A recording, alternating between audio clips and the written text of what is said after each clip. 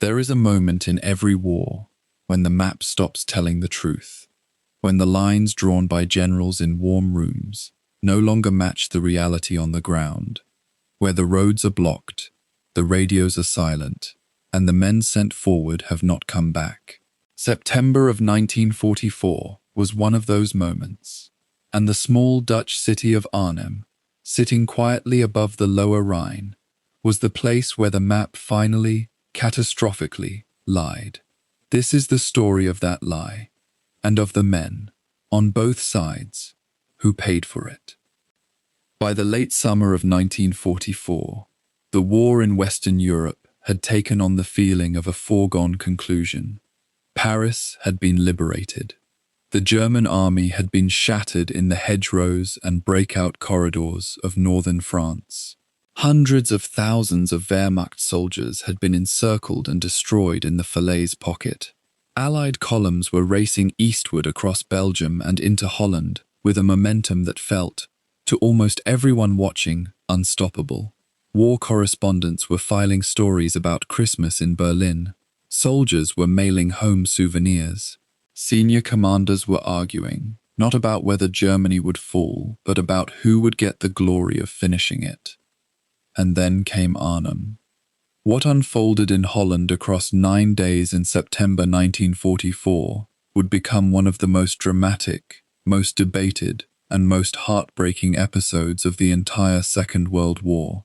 It was a plan of breathtaking ambition, an airborne carpet stretching across 64 miles of occupied Holland, designed to seize a series of bridges and thrust a British armoured column across the Rhine before Germany could recover its balance. It was called Operation Market Garden. The men who planned it believed it could end the war before the year was out. They were wrong.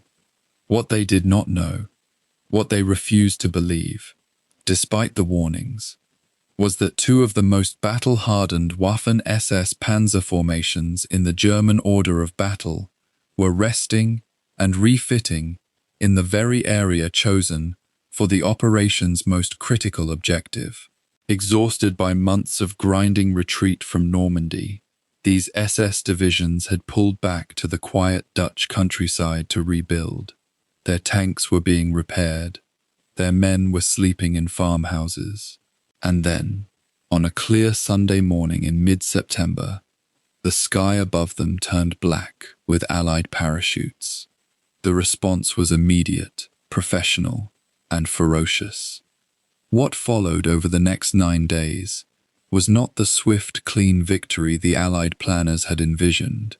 It was something far darker and far more costly. A street-by-street, house-by-house battle of attrition, in which a lightly armed British airborne division found itself holding on by its fingernails against armoured SS infantry and panzer crews, who fought with the cold efficiency of men who had survived the Eastern Front, Normandy, and every catastrophe in between. It was a battle in which extraordinary individual bravery on the Allied side was systematically overwhelmed by superior German firepower, better communications, and the brutal arithmetic of a relief column that never arrived in time. More than 7,000 Allied soldiers would be captured. Thousands more would be killed or wounded. The Arnhem Road Bridge, the furthest objective, the bridge too far, would be held against impossible odds by a small group of British paratroopers for nearly 4 days before they were finally overwhelmed. Their commander, cut off and surrounded, became a figure of almost legendary resilience. His men, outnumbered and outgunned, refused to break until they had nothing left to fight with. The Waffen-SS units that destroyed them would emerge from the battle with a tactical reputation burnished by one of their most complete battlefield victories of the entire war. This documentary is the complete history of that battle, told with all its complexity, all its failure, and all its human cost. We will walk through the strategic desperation that drove Allied commanders to attempt something this bold. We will examine the intelligence failures that sent thousands of men into a trap, We will follow the British paratroopers through the streets of Arnhem as their perimeter shrank hour by hour. We will trace the armoured column of British 30th Corps as it ground forward along a single road through terrain perfectly suited for ambush, always too slow, always too late. And we will examine, honestly and without flinching, the role of the Waffen-SS, not as cartoon villains or mythologized warriors, but as soldiers, effective, brutal, and ultimately decisive in one of the war's most consequential engagements. Because understanding Arnhem means understanding something uncomfortable. It means acknowledging that a collapsing regime, fielding exhausted and depleted forces, could still produce a military result of stunning completeness. It means sitting with the knowledge that the men who stopped Market Garden were not incompetent fanatics making lucky mistakes. They were experienced soldiers operating with speed, coordination, and tactical intelligence at a moment when the Allies, despite every advantage, were not. That is a harder story to tell than a simple tale of Allied triumph, but it is the true one.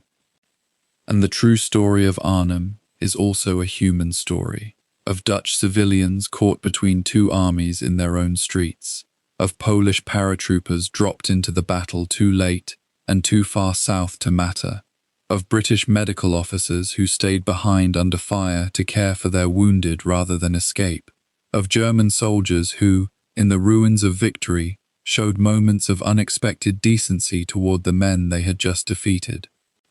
War, even this war, was never only one thing. If you are here for the first time, welcome. This channel is built for long-form storytelling, the kind that takes its time, lays the groundwork, and trusts you to stay with it. We believe the best way to understand history is not in headlines or highlight reels, but in the full, slow unfolding of events, cause and consequence, decision and disaster, courage and catastrophic miscalculation. If that sounds like the kind of storytelling you want more of, take a moment right now and subscribe. It costs you nothing, and it means you will be here for every chapter of every story we tell, including the ones still to come. For those of you settling in for a long night, for those of you letting this wash over you in the dark, you are exactly who we make this for. Find a comfortable position. Let the story carry you. There is no rush. The Rhine is not going anywhere. Over the next 18 chapters, we will cover every dimension of what happened at Arnhem, from the strategic decisions made in Allied headquarters weeks before the first parachute opened, to the final, desperate night crossing of the Rhine, as survivors tried to slip back across the water under German fire. We will not rush it, we will not simplify it, and we will not pretend that the outcome was inevitable in either direction. Because the most extraordinary thing about Arnhem, the thing that makes it worth spending this kind of time on, all these decades later, is how close it came to working. And how completely, how finally, it did not. Let us begin. By the late summer of 1944, the Nazi war machine was bleeding from wounds that no amount of propaganda could conceal. For 5 years, the Reich had projected an image of invincibility, a force of nature in field grey and black, sweeping across continents with a speed and violence that left the old world gasping. That image was now cracking at every seam. On two vast and merciless fronts, German armies were falling back, dissolving, surrendering in numbers that would have been unthinkable even 12 months before. The men who had stood in Paris, in Athens, in the suburbs of Moscow, were now fighting desperately to hold ground on their own borders. And at the center of it all, in his reinforced bunkers and remote field headquarters, Adolf Hitler searched for the one stroke that would reverse the tide, or at least convince a watching world that it had not yet turned. The Eastern Front told the story with brutal arithmetic. Operation Bagration, the Soviet summer offensive launched in late June, had struck Army Group Center with the force of something geological, slow enough to be watched, fast enough to be catastrophic. Within weeks, more than 25 German divisions had been shattered or encircled.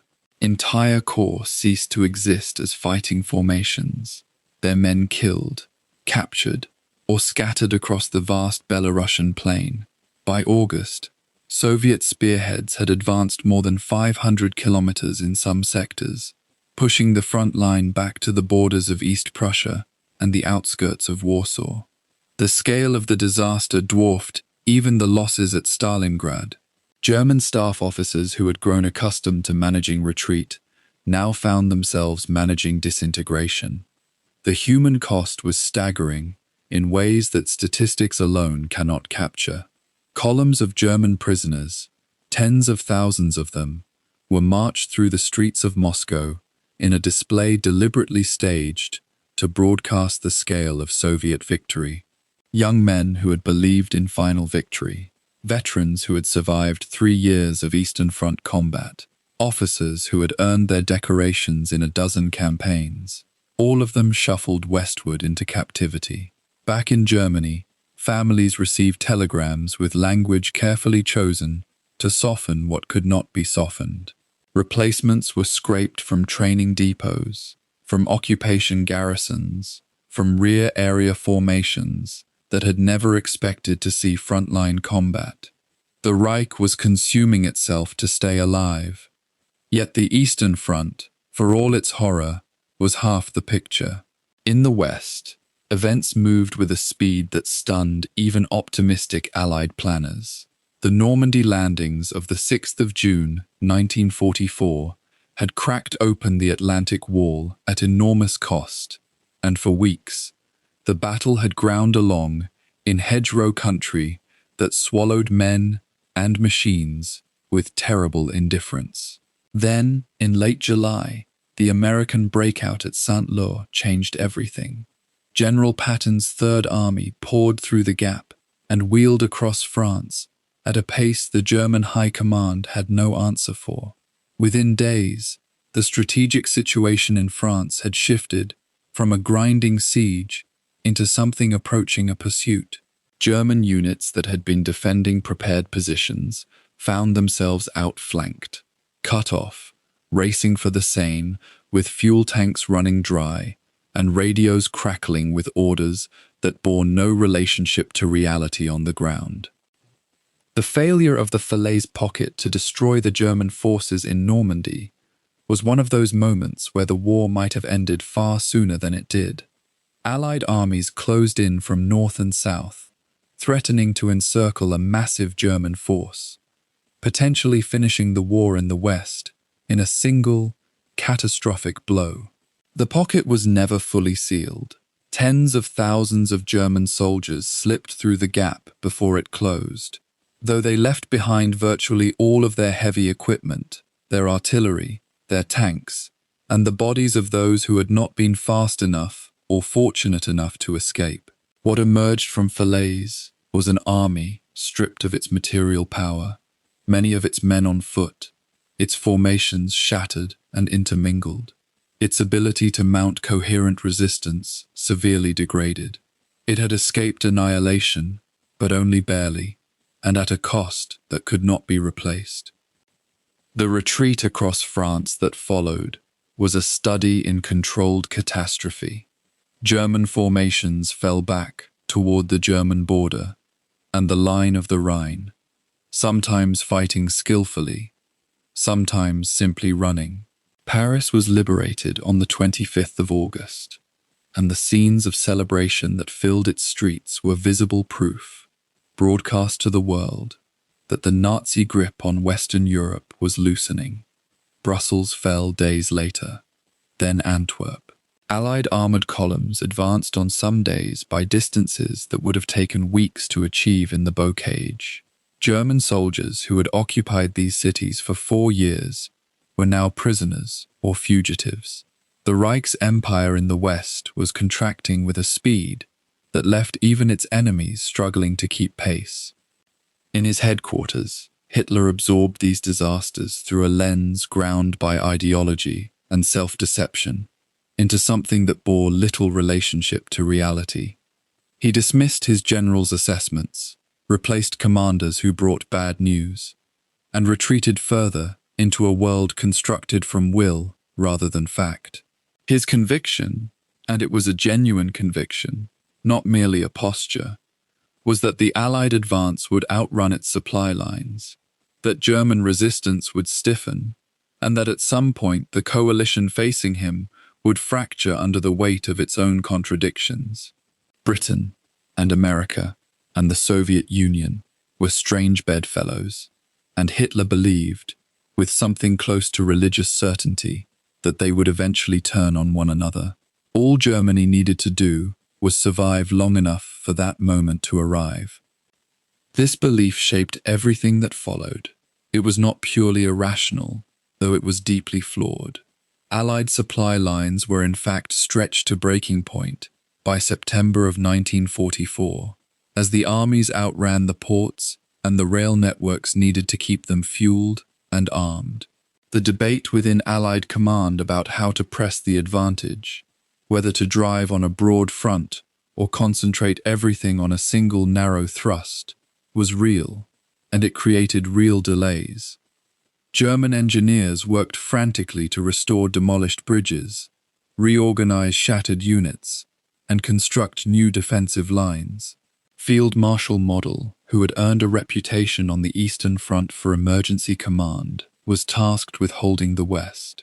He was a man who specialized in the impossible, and he set to work with the grim competence that had saved German forces before.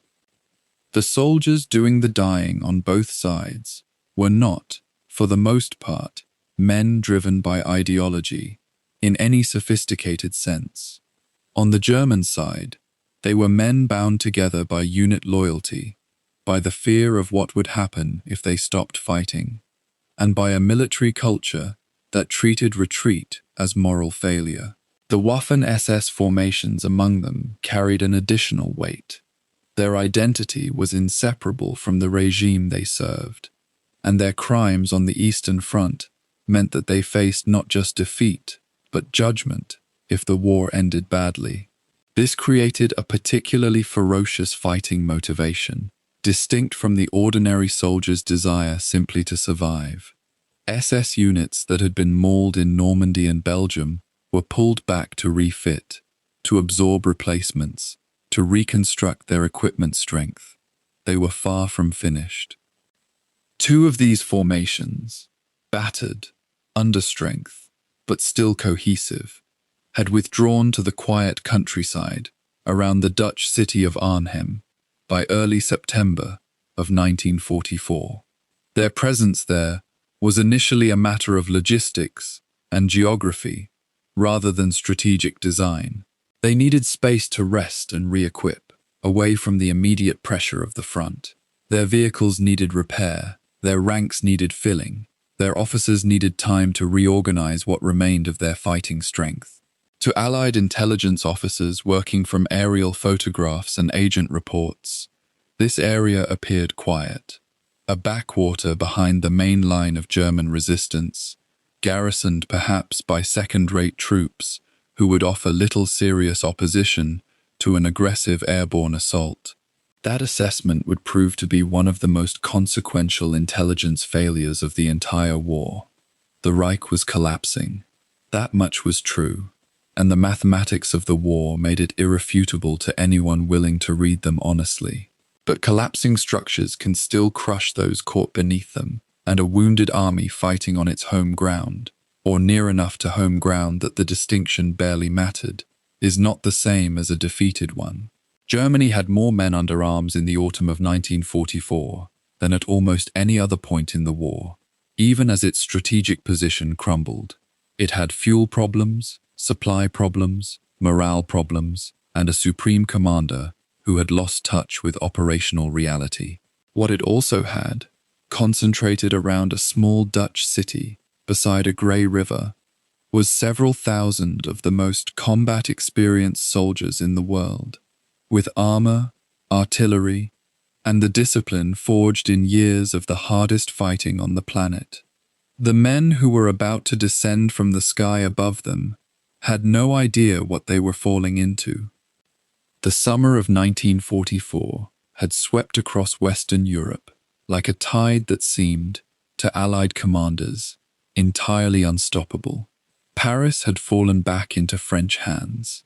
Brussels had been liberated. The Wehrmacht, shattered and streaming eastward in ragged columns, appeared to be running out of road. From the corridors of Supreme Headquarters Allied Expeditionary Force, a mood took hold, cautious at first, then intoxicating, that the war in the West might be over before the year's end. Men began doing the arithmetic in their heads. If the momentum could be sustained, if the Rhine could be crossed before winter locked the ground solid, then perhaps Germany itself would crack. It was in this atmosphere of exhausted elation and dangerous optimism that one of the war's most ambitious operations was conceived, planned, and set in motion with a speed that would prove both its greatest strength and its most catastrophic weakness. The architect of the plan was Field Marshal Bernard Montgomery, commander of the 21st Army Group. Montgomery was not a man given to rashness. His reputation had been built on meticulous preparation, on refusing to commit until the mathematics of supply and firepower favored him absolutely. But even Montgomery could feel the intoxicating logic of the moment. The German army in the West was, by any rational assessment, broken. Its divisions were under strength, its commanders improvising from hour to hour, its supply chains severed or stretched beyond function.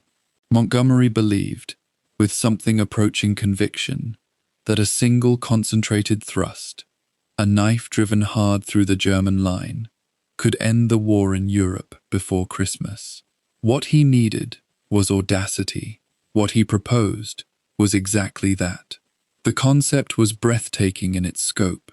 A corridor would be driven northward through occupied Holland, cutting across the grain of the country's rivers and canals, using airborne forces to seize the bridges before they could be blown, and then racing armored columns up the single road behind them before German resistance could harden. The operation was given two names that together described its two interlocking halves.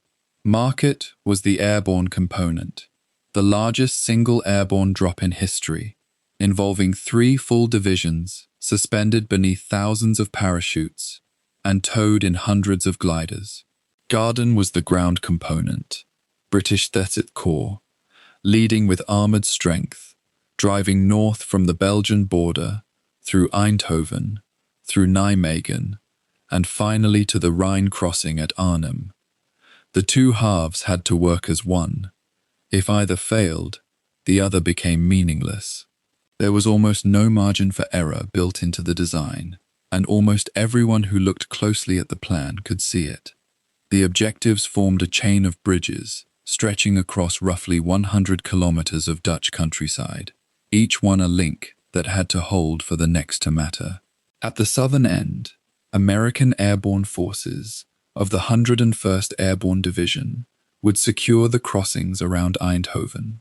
Farther north, the 82nd Airborne Division would take the critical bridge at Nijmegen over the River Vaal, and at the farthest point of the chain, the bridge that gave the entire operation its strategic meaning, the British 1st Airborne Division would seize the road bridge at Arnhem over the lower Rhine. This was the bridge that mattered most. Cross the Rhine at Arnhem, and the great industrial region of the Ruhr lay exposed on Germany's northwestern flank, its factories and its mines suddenly vulnerable, its value to the German war machine potentially severed at a stroke. It was a prize that justified, in Montgomery's thinking, almost any risk. Planning moved at a pace that alarmed some of the officers involved. The timeline from conception to execution was compressed into days rather than weeks. Staff officers worked through nights to coordinate the movement of aircraft, gliders, fuel, ammunition, and men across airfields spread from Lincolnshire to Oxfordshire. The logistics alone were staggering. More than 5,000 aircraft of various types, transport planes, towing aircraft, fighters tasked with escort duty, would need to be sequenced, fueled, loaded, and launched in coordinated waves. The gliders carried not just men, but jeeps, artillery pieces, anti-tank guns, and the hundreds of tons of equipment that an airborne division needed simply to survive its first hours on the ground. The sheer complexity of the operation demanded precision in execution that left very little room for the ordinary friction of war. The drop zones chosen for the 1st Airborne Division lay several kilometers to the west of Arnhem, a decision driven partly by concerns about anti-aircraft guns near the bridge and partly by the nature of the terrain closer to the town. Those kilometers of distance would matter enormously once the fighting began. The men would have to march to reach their objective rather than fall directly onto it. In war, distance measured in kilometers can translate into time measured in hours, and hours can decide everything. There was also the matter of intelligence, specifically, what Allied intelligence believed it knew about the German forces around Arnhem. The picture that analysts assembled in the days before the operation was, to put it plainly, dangerously incomplete. The broad assessment held that the Germans in the region were disorganized, depleted, and incapable of mounting coherent resistance to an elite airborne force. Some reports told a different story, suggesting that armored vehicles had been spotted in the Dutch countryside near Arnhem, that SS units might be present in numbers larger than expected. These warnings did not receive the weight they deserved. Commanders eager to seize a moment they feared was slipping away had a powerful motivation to dismiss inconvenient intelligence, and dismiss it they largely did. The operation would proceed on schedule, on the 17th of September 1944. What made Market Garden so extraordinary and so revealing of both Allied confidence and Allied overreach was the sheer scale of the gamble being taken with human lives and with strategic momentum. The Allies held the initiative in the West. They had options. They could have continued a broad advance, slowly strangling German logistics, building up supply before committing to a decisive thrust. Montgomery's argument was that this approach would take months and allow Germany time to recover its balance. He may have been right about that, but the alternative he chose demanded near-perfect execution over multiple days across a 100-kilometer corridor, with airborne forces hanging isolated in enemy territory until armor could reach them. The mathematics of the plan were not forgiving. For the men who would actually make the jumps and fly the gliders, paratroopers from Britain, America, and Poland, the operation carried a particular psychological charge. Many of them were veterans of earlier airborne operations, men who had landed in Sicily, in Normandy, in southern France. They understood what combat meant from the moment of landing. They also understood, as professional soldiers understand instinctively, that the gap between a bold plan and a successful one is measured entirely in what the enemy chooses to do. They cleaned their weapons, checked their equipment, memorized their objectives, and tried not to think too carefully about the distance between the drop zones and the bridge. The ground commanders of Turn's Corps had their own pressures to absorb. The single road running north through Holland was exactly that, a single road. On either side lay terrain that was, for armored vehicles, effectively impassable. Fields cut by drainage ditches, soft ground that would swallow a tank, polders that offered no room for maneuver. Any German force that chose to contest that road could not be easily flanked or bypassed. The armored column would have to fight its way through whatever stood in front of it, advancing on a frontage so narrow that the full weight of the corps could never be brought to bear simultaneously. The timetable called for Ranciate Corps to reach Arnhem within roughly 48 hours of the airborne landings. It was an aggressive schedule even against no resistance at all. Against a determined enemy, it would prove to be something close to impossible.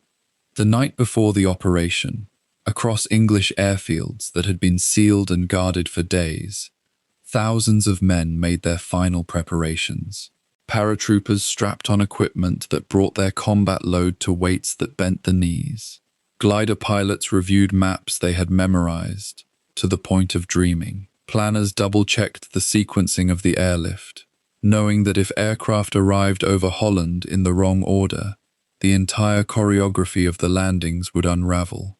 Somewhere in the machinery of preparation, amid the last letters written and the last meals eaten and the last cigarettes shared between men who might not see another morning together, there was a collective, unspoken awareness that the operation about to begin was larger than anything that had come before it.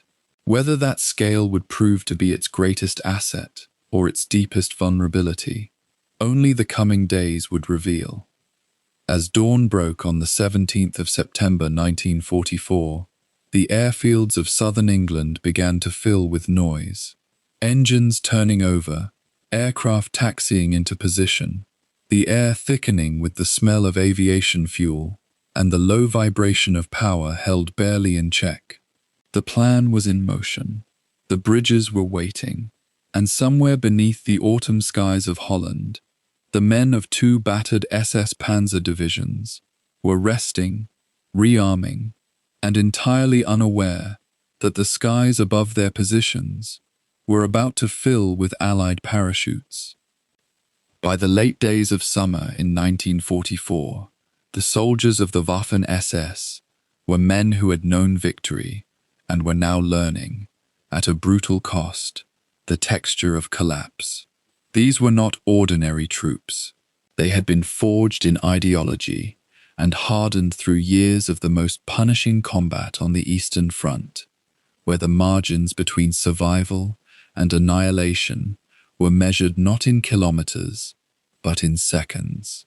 And yet the summer had broken them in ways that even the steppes of Russia had not.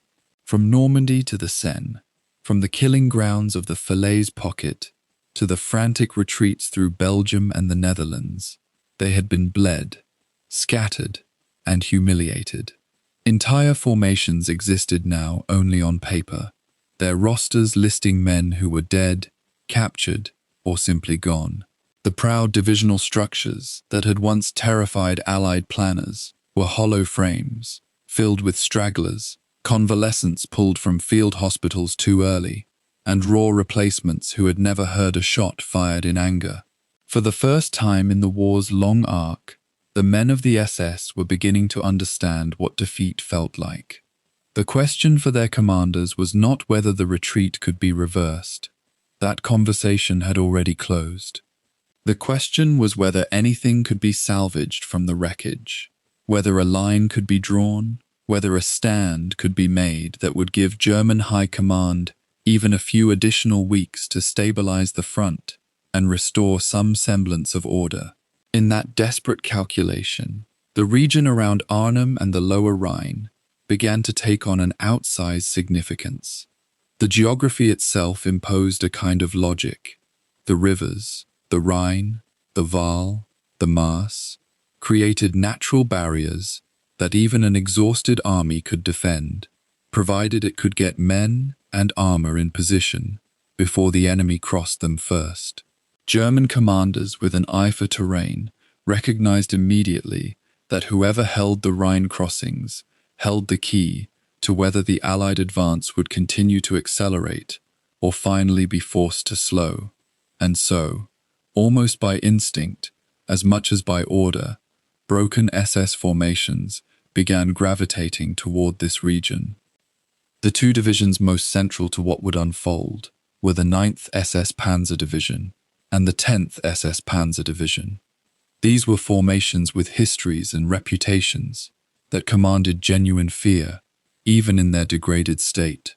The 9th had torn itself apart in France. Its tank strength, once formidable, had been ground down through weeks of attritional fighting. Its infantry elements were exhausted and under strength, its artillery depleted, its logistics chain frayed to the point of near uselessness.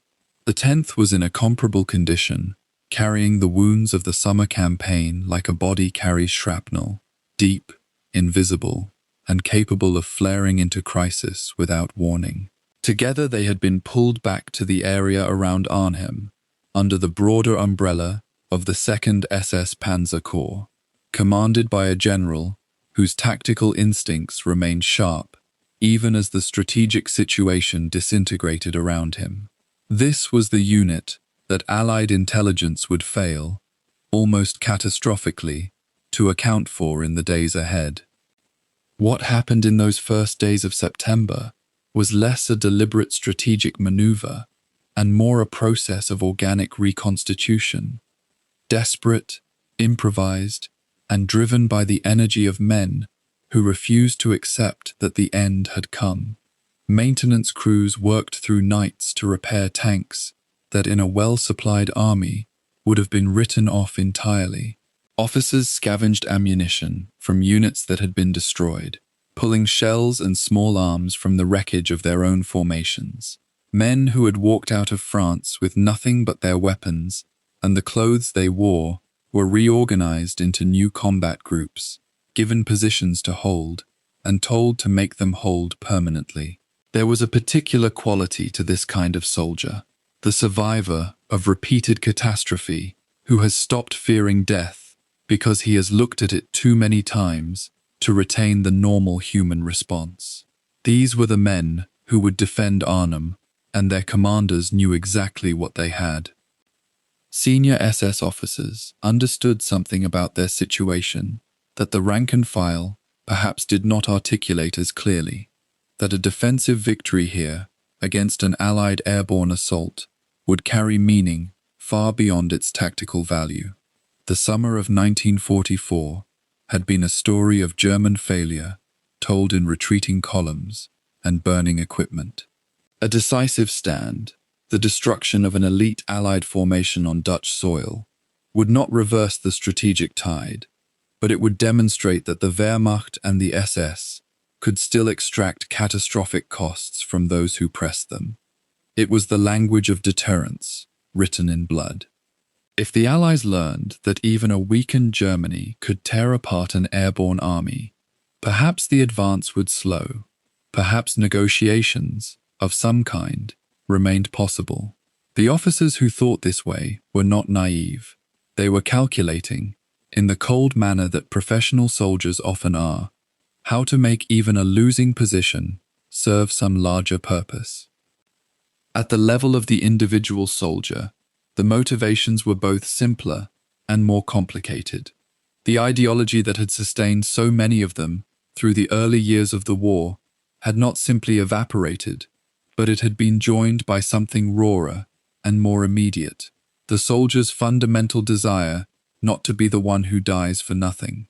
A man who has already survived the Eastern Front carries within him a furious, protective instinct toward his own survival that exists entirely separately from whatever abstract beliefs he holds. He fights because the man beside him fights.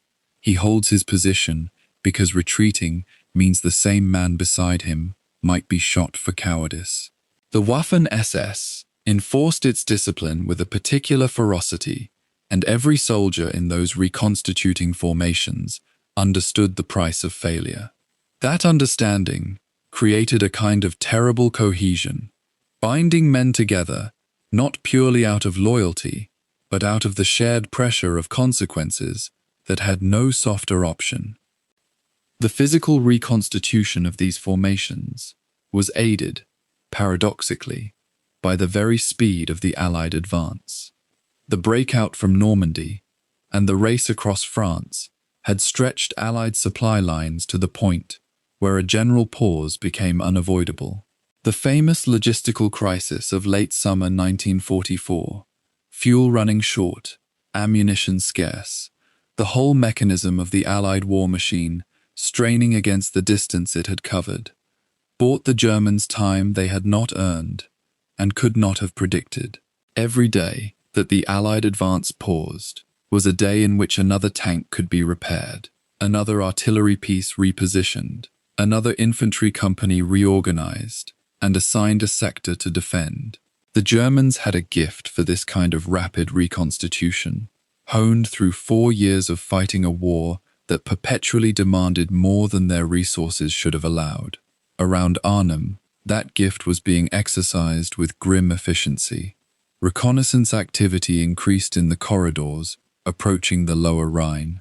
German patrol groups moved through the flat Dutch countryside, mapping approach routes, identifying positions from which ambushes could be laid, noting the causeways and polders that would channel any armored advance into predictable and therefore defendable corridors. The landscape itself was an ally. The low ground, the waterways, the narrow roads built on raised embankments above soggy fields. All of it favored the defender and punished the attacker. An advancing column could be engaged from the flanks without the attackers having any viable maneuvering room. A tank destroyed on a narrow causeway blocked every tank behind it. These were conditions that experienced defensive fighters could exploit with a relatively modest force, and the SS commanders studying their maps in those early September days could see it clearly. Within Arnhem itself, and in the surrounding towns and villages, something else was happening that would prove consequential. German garrison forces and administrative units that had been present in the Netherlands throughout the occupation were being absorbed into the fighting structure, given weapons and positions, and ordered to transform themselves from bureaucratic functionaries into combat soldiers. This was not always a smooth process. Administrative staff and security personnel are not the same as hardened panzer grenadiers, and the gap in capability was real. But in a defensive battle fought from fixed positions, even second-rate infantry can delay and frustrate an elite attacking force if it holds its nerve and its ground. The SS officers organizing these elements knew the difference between their veterans and their improvised garrison troops, and they deployed them accordingly, using the latter to hold quiet sectors and free the hardened men for the points where the fighting would be most intense. Dutch civilians watched all of this with a complicated mixture of fear, calculation, and suppressed hope. Many knew by the late summer of 1944 that liberation was coming, had felt it in the changed behavior of their occupiers, in the hurried convoys moving eastward, in the faces of German soldiers who no longer carried the easy confidence of conquerors. But now those same soldiers were stopping, turning around, digging in. The mood shifted again, darkened. The civilians understood, even if they could not speak it openly, that their streets were about to become a battlefield, and that the suffering of combat, birds, does not discriminate between the armies fighting and the population living beneath their guns. Families moved stores of food to cellars. Quiet prayers were offered in the rooms of occupied houses. The Dutch, who would survive what was coming, would do so through luck as much as prudence. By the first days of September, the reconstitution around Arnhem had progressed to the point where the region held a concentration of German fighting power that no Allied planner had fully accounted for. The formations were still under strength, still lacking much of the heavy equipment that would have made them truly formidable in open battle. But they were not the shattered, demoralized remnants that Allied estimates described. They were veterans, angry, exhausted, stripped of illusion, but not of capability. They knew their ground. They had repaired what could be repaired, and fortified what could be fortified.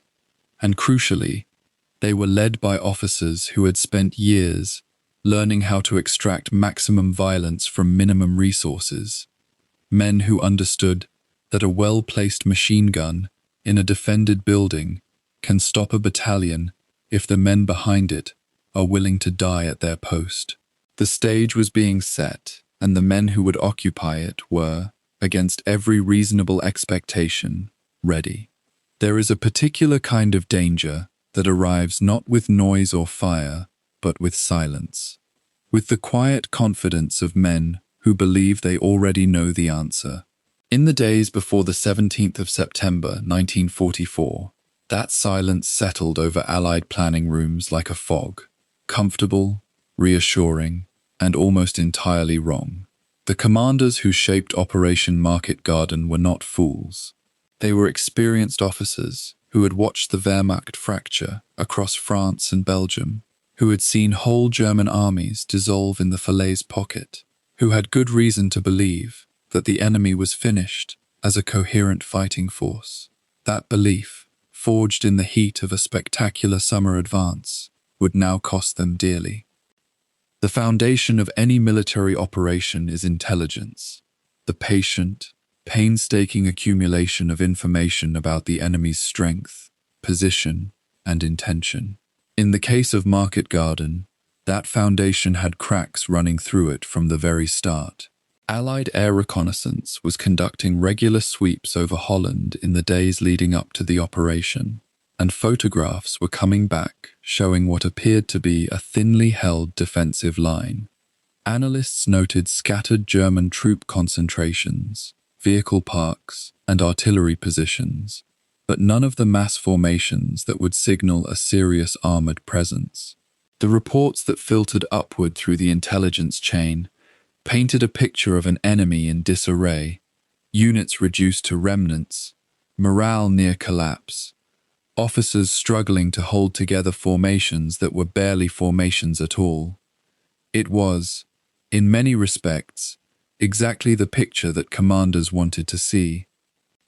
What the photographs did not clearly show, or what was not correctly interpreted from what they showed, was the presence of two SS Panzer divisions resting and refitting in the wooded countryside east and northeast of Arnhem. The 9th SS Panzer Division and the 10th SS Panzer Division, both formations with long and brutal histories on the Eastern Front, had been withdrawn from the chaos of the summer fighting in France. They were not at full strength. Their tank parks had been thinned by weeks of retreat and attrition, their infantry companies depleted, their supply chains stretched. But they were there, hardened veterans who knew exactly what Allied paratroopers were capable of, led by officers who had survived some of the most ferocious armored engagements in the history of warfare. Reduced they may have been, but they were nowhere near the broken, demoralized rabble that Allied planners had persuaded themselves they would face. There were warnings. That is the detail that history circles back to, with something close to disbelief. Warnings came in from multiple directions, and each one was either dismissed, downplayed, or simply not followed to its logical conclusion. Dutch resistance operatives, men and women who risked their lives gathering intelligence under German occupation, sent reports northward through underground channels, indicating that armored vehicles had been seen moving through the Arnhem area. Their accounts were fragmentary, lacking the kind of precise detail that formal military intelligence demanded. But the core of what they reported was correct. There were tanks near Arnhem. There were more German soldiers in the region than anyone in the Allied command structure seemed willing to accept. A reconnaissance photograph taken in the days before the operation showed what appeared to be armored vehicles, possibly tanks, parked in the tree lines and forest clearings southeast of Arnhem. A young intelligence officer, working through the imagery with care, flagged the finding and submitted it with a note suggesting that the armored presence around the planned drop zones deserved urgent re-evaluation. The report moved upward through the chain.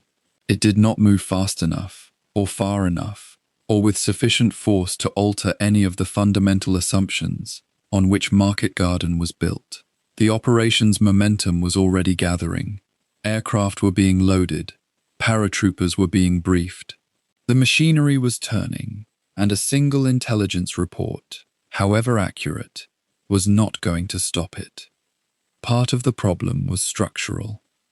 Operation Market Garden had been conceived and pushed forward at extraordinary speed, a product of the optimism that had swept through Allied headquarters in the wake of the summer's victories. Field Marshal Bernard Montgomery had championed the operation with characteristic force and conviction, and the urgency he attached to it left little room for the kind of deliberate, skeptical intelligence reassessment that the situation required. When time is short and ambition is high, confirmation bias fills the gaps.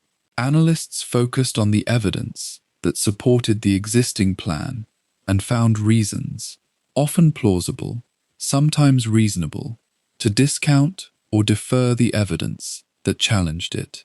This is not a uniquely military failure, it is a human one. But at Arnhem, the consequences of that very human failure would be measured in thousands of lives. The broader context of Allied intelligence in this period is also important. The summer campaign had produced a genuine collapse of German conventional forces in the West. Whole divisions had ceased to exist as fighting formations. The 15th Army had been roughly handled crossing the Seine. Reports from prisoner interrogations consistently described units at a fraction of their established strength, with fuel shortages, ammunition problems, and a command structure struggling to maintain any coherent picture of the front. Against that backdrop, any intelligence suggesting German recovery and reorganization around a specific location looked anomalous, an outlier to be treated with caution rather than a warning to be acted upon with urgency. The very success of the summer made it harder to accept that the situation was changing. And it was changing. What Allied intelligence failed to account for was the German military's extraordinary, almost reflexive capacity for rapid improvisation. Even when divisions were shattered and supply lines were broken, German commanders had a well-practiced ability to gather remnants, attach them to functioning formations, insert experienced officers, and produce a fighting unit in a matter of days. The SS Panzer divisions near Arnhem were doing exactly this. Replacement personnel were being absorbed. Vehicles that had been abandoned for lack of fuel were being recovered as supply lines slowly stabilized. The formations that Allied planners dismissed as burned-out husks were, in the days before Market Garden, quietly reconstituting themselves into something considerably more dangerous. The role of Field Marshal Walter Model in this picture cannot be overstated. Model had established his headquarters at Oosterbeek, a quiet village on the western outskirts of Arnhem, precisely within the area that Allied planners had designated as a drop zone. When the operation began, Model would find himself almost within reach of the descending parachutes, a proximity that Allied planners had simply not anticipated, because they had not imagined a German commander of his caliber operating in that location at all. Model was one of the Wehrmacht's most capable defensive commanders, a man with a reputation for steadiness under pressure and a particular talent for rapid, aggressive response. His presence at Arnhem was not coincidental.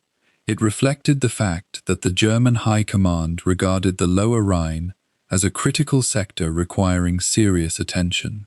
Allied intelligence had not registered this fact with anything approaching the weight it deserved.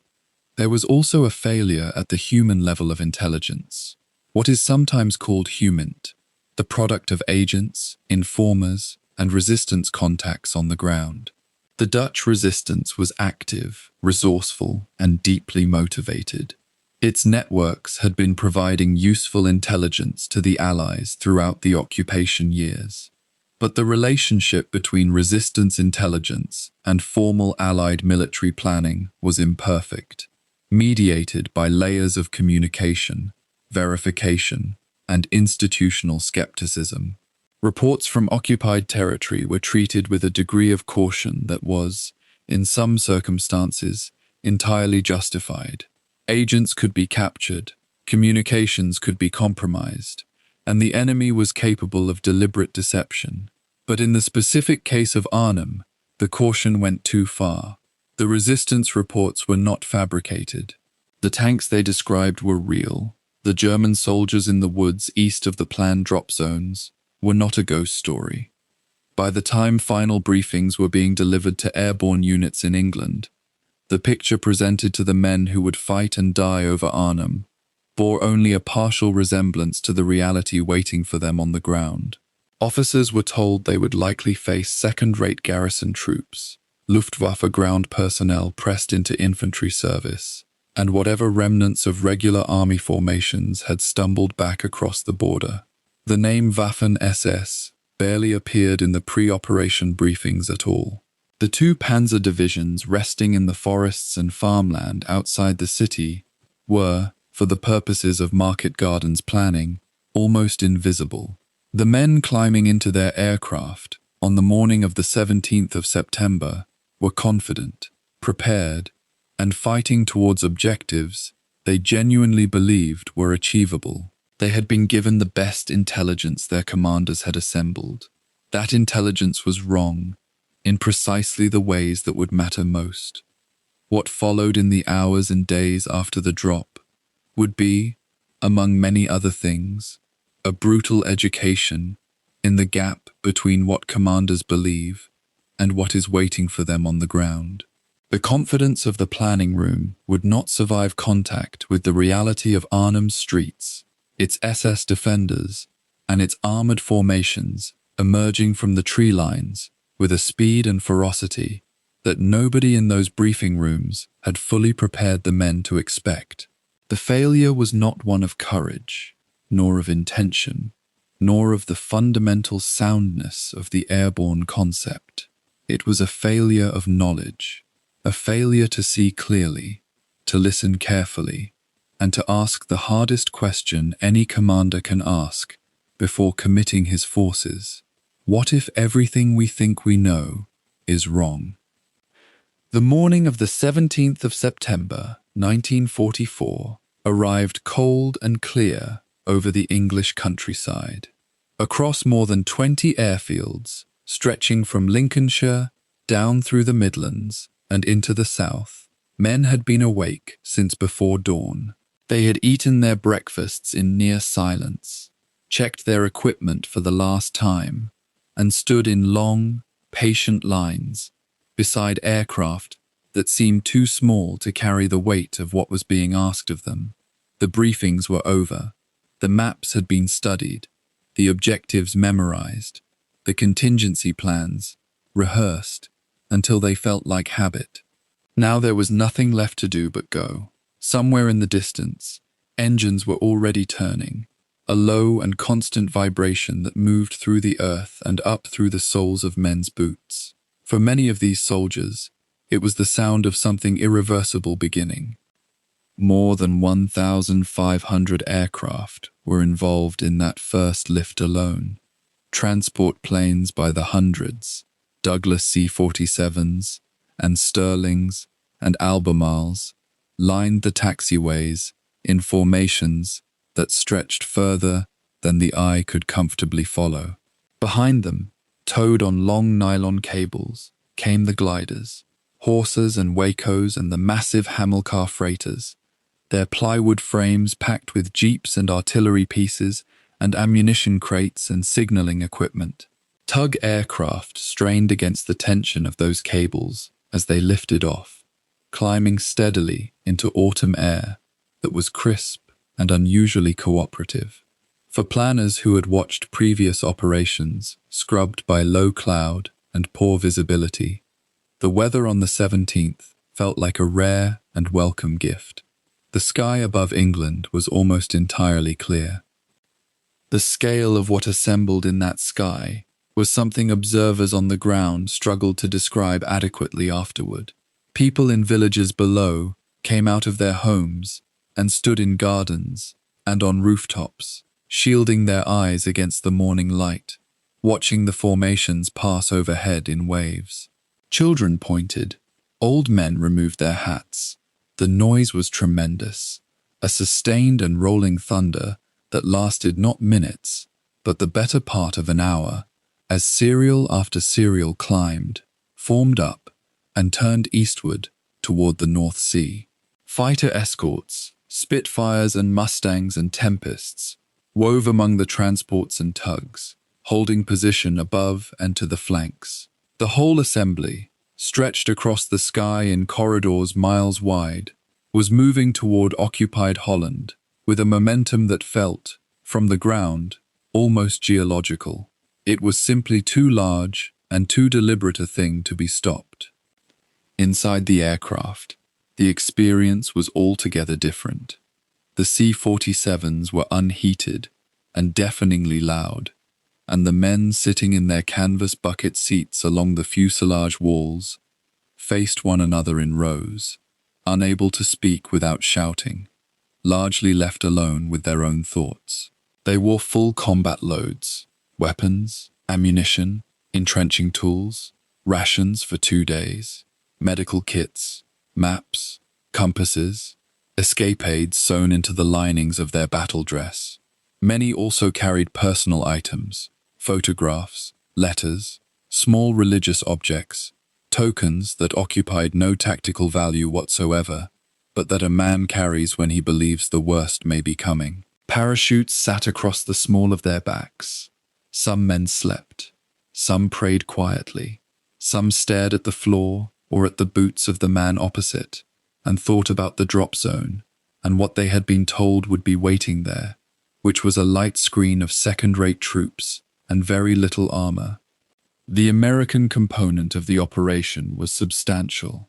The 101st Airborne Division, known to its men as the Screaming Eagles, was tasked with the southernmost objectives, a series of bridges and causeways around Eindhoven and Veghel. North of them, the 82nd Airborne Division would land around Nijmegen and the Groesbeek Heights, charged with capturing the Great Bridge over the Waal River and securing the southern approaches to Arnhem. These were experienced formations.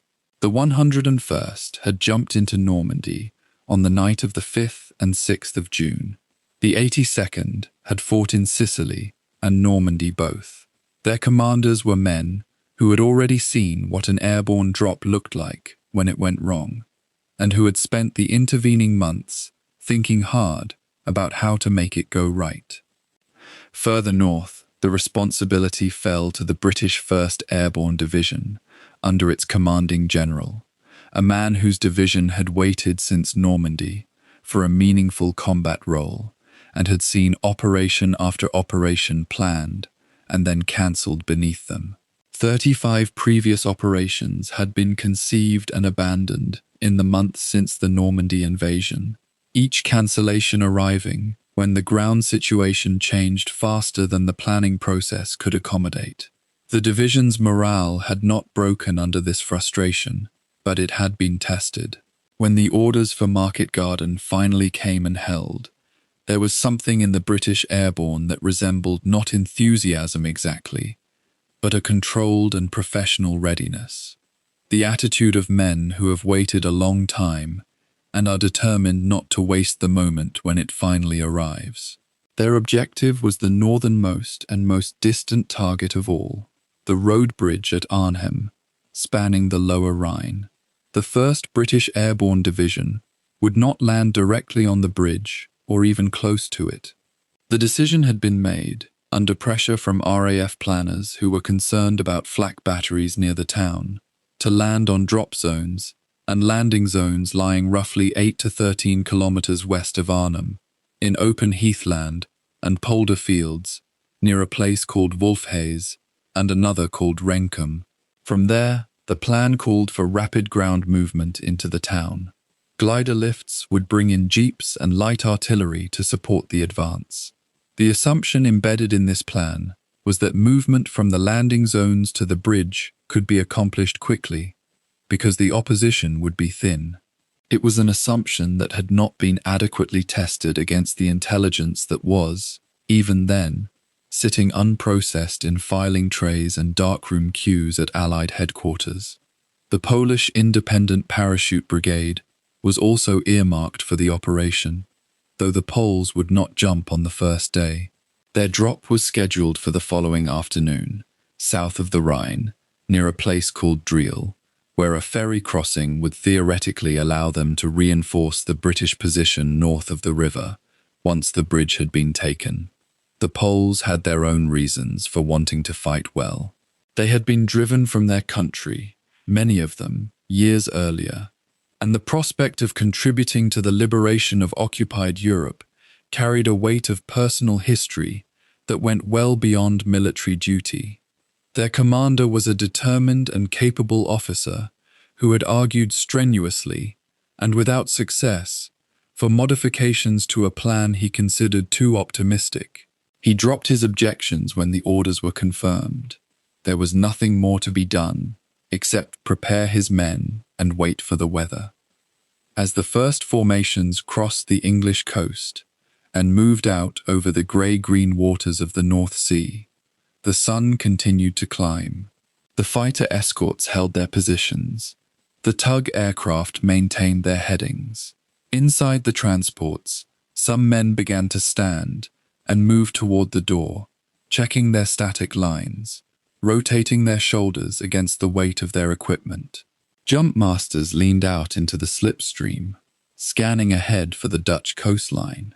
It appeared on schedule, low and flat and unremarkable from altitude, a thin brown line resolving into fields and canals and small towns as the formations descended toward their initial points.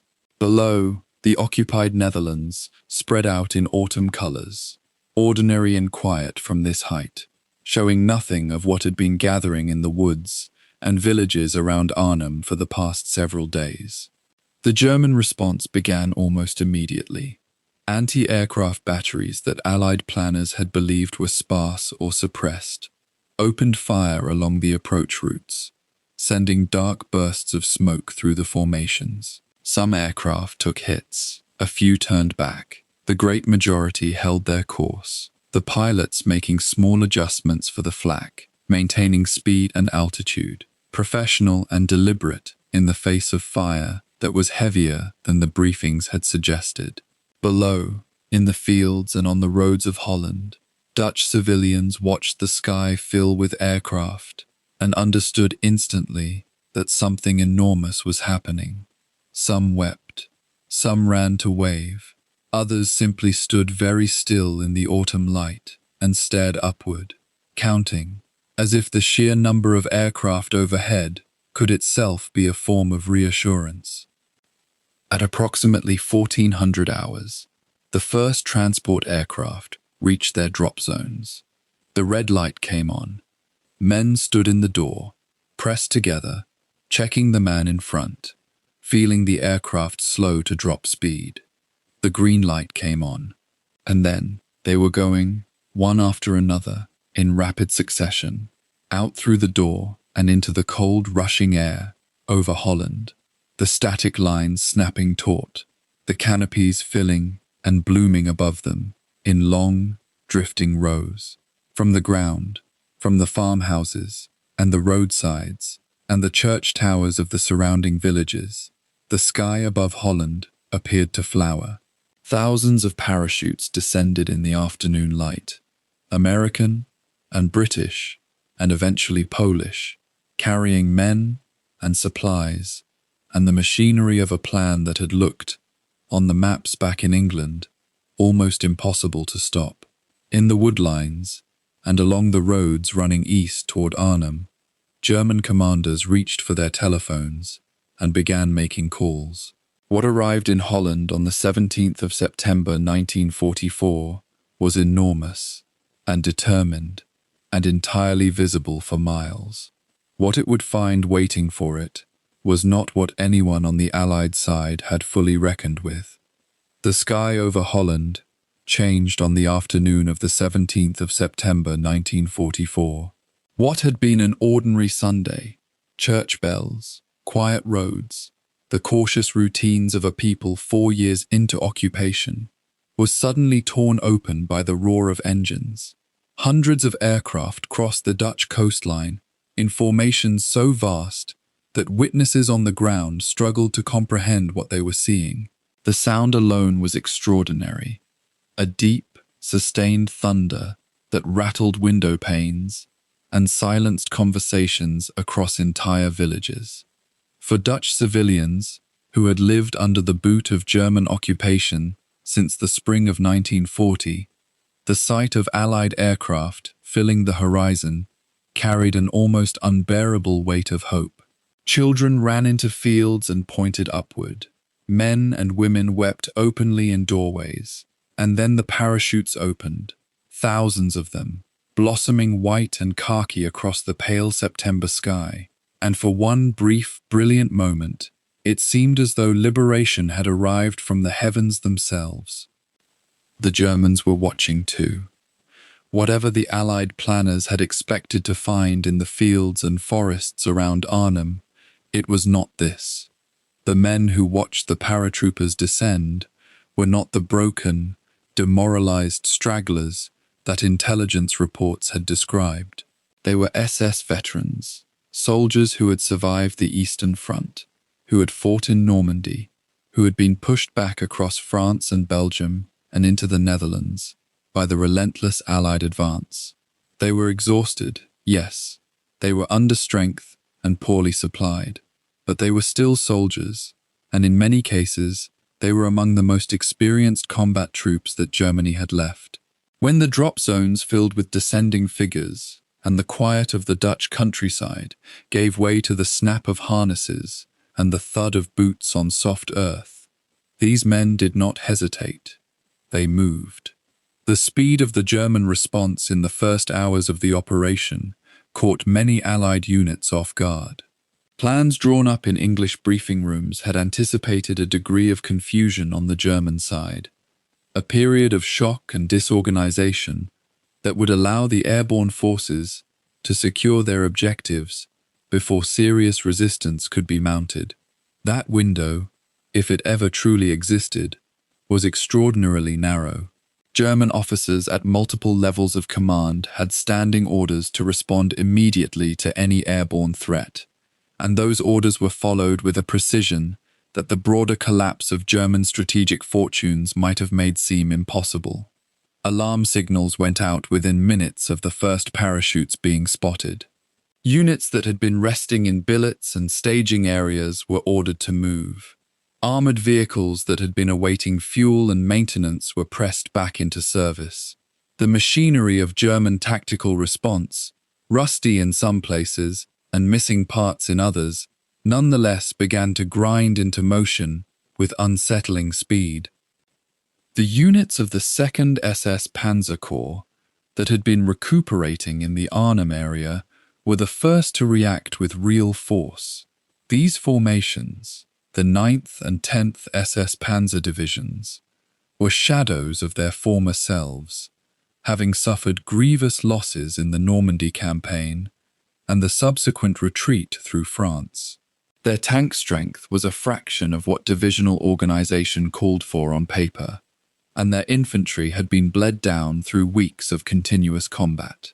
But their commanders were capable and aggressive, and they understood instinctively what the Allied airborne operation was attempting to achieve. Seizing the road bridge at Arnhem meant opening the Rhine crossing. Opening the Rhine crossing meant a direct route into the German industrial heartland. The men of the 2nd SS Panzer Corps may not have had the resources of earlier years, but they had every reason in the world to fight. The drop zones themselves became contested ground almost immediately. Allied paratroopers who had expected a brief period to assemble and organize before moving toward their objectives instead found themselves taking fire almost from the moment they landed. German troops who had been positioned in the surrounding woods and farmland, some by accident, some by the quick thinking of local commanders, opened fire on men still tangled in their parachute harnesses or struggling across open fields with heavy equipment. The carefully rehearsed procedures for assembly after an airborne drop, the rallying points and recognition signals, and orderly movement toward rendezvous areas were disrupted almost from the first minute. Men arrived on the ground to find their sections scattered, their officers separated from them, and the surrounding tree lines already crackling with small arms fire. Radio communications compounded the chaos in ways that no amount of planning had fully anticipated. Sets that had functioned perfectly during exercises in England failed to perform reliably in the Dutch countryside, leaving unit commanders unable to coordinate with one another or report their situations to higher command. Companies that should have been moving in concert found themselves isolated, each fighting their own small battle against German forces that seemed to appear from every direction at once. The picture that reached British divisional headquarters in those first hours was fragmentary and contradictory. Reports of progress mixed with reports of heavy contact, requests for information from units that could not be reached, and a growing sense that the operation's neat operational timetable was already beginning to slip. For the soldiers on the ground, the experience was something rawer and more immediate than any breakdown of communications architecture. These were men who had trained for months, who had sat through the briefings and studied the maps and believed, most of them genuinely believed, that the intelligence picture they had been given was accurate. Now they were discovering the truth in the most unforgiving way possible. The hedgerows and farm tracks and suburban streets of the Arnhem area were not empty corridors to be moved through at pace. They were defended, and the men defending them were not the elderly Home Guard replacements or the unreliable foreign conscripts that some Allied assessments had suggested might be all that remained. They were SS troops, and they fought like it. German armoured cars and half-tracks began pushing into the drop zones within the first hour of the operation, not in the massed formations that might have crushed the airborne completely, but in probing, aggressive thrusts that disrupted assembly and forced the paratroopers onto the defensive before they had even begun their advance toward their objectives. Small groups of Allied soldiers found themselves pinned behind drainage ditches and hedgerows, exchanging fire with vehicles they had no heavy weapons to stop. The anti-tank guns and heavier equipment that might have given them a more equal footing had either not yet arrived or had landed in drop zones that were already under fire and could not be safely recovered. The imbalance in firepower in those first critical hours was sharp and painful, and it cost lives and time in roughly equal measure. The Luftwaffe also made its presence felt over the drop zones, though not in the overwhelming numbers that had once made German air power a dominant factor on every front. Fighters and ground attack aircraft appeared in the airspace above Arnhem with enough regularity to force transport aircraft off their approach paths and to harry the gliders as they came in to land. Several gliders were hit or forced to make emergency landings short of their intended zones, scattering their loads, including jeeps, artillery pieces, and vital command personnel, across terrain that Allied troops could not immediately reach. Each piece of equipment lost to an early landing or a burst of cannon fire from a passing aircraft was a subtraction from an already tight calculation of what the operation could and could not achieve with the forces available. What made the German response so damaging in these first hours was not any single action or any one unit's performance, but the accumulation of small, quick decisions made by experienced officers and NCOs who understood the tactical situation with a clarity born of years of hard combat. A roadblock placed at the right junction slowed a British column by 30 minutes. A machine gun team positioned in the upper floor of a farmhouse added another 15. A counterattack by a handful of armoured vehicles forced a company to go to ground for the better part of an hour. None of these actions was decisive on its own. Together, they chewed through the operation's margins, burning the time that the Allied plan had counted on so precisely for moving from the drop zones to the bridges, from the bridges to the relief corridor, and from the corridor to the Rhine. By the time the long afternoon shadows of that September Sunday began to stretch across the Dutch countryside. It was already becoming clear to those with the clearest view of events that something had gone badly wrong with the assumptions underlying Market Garden. The paratroopers were down, they were fighting, and many of them were fighting with extraordinary determination and courage, but they were not moving with the speed the plan required. The roads to Arnhem, which were supposed to be seized quickly and held lightly, were instead becoming the sites of grinding, costly engagements against an enemy that had no intention of yielding them. The bridge, that single, vital objective upon which so much depended, was still a long way off, and the distance was measured not just in kilometers, but in the bodies of men and the minutes of a clock that was already running against them. The first shock of German resistance at the drop zones did not end the operation. It did not break the British paratroopers or scatter the American airborne. The men who had come down over Holland that Sunday afternoon were too well trained and too committed for a single afternoon's hard fighting to destroy them.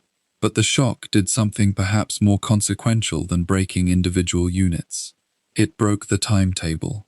And in an operation built so precisely on timing, on the sequence of objectives captured, corridors held open, and armored columns advancing to a schedule, a broken timetable was a wound from which Market Garden would never fully recover.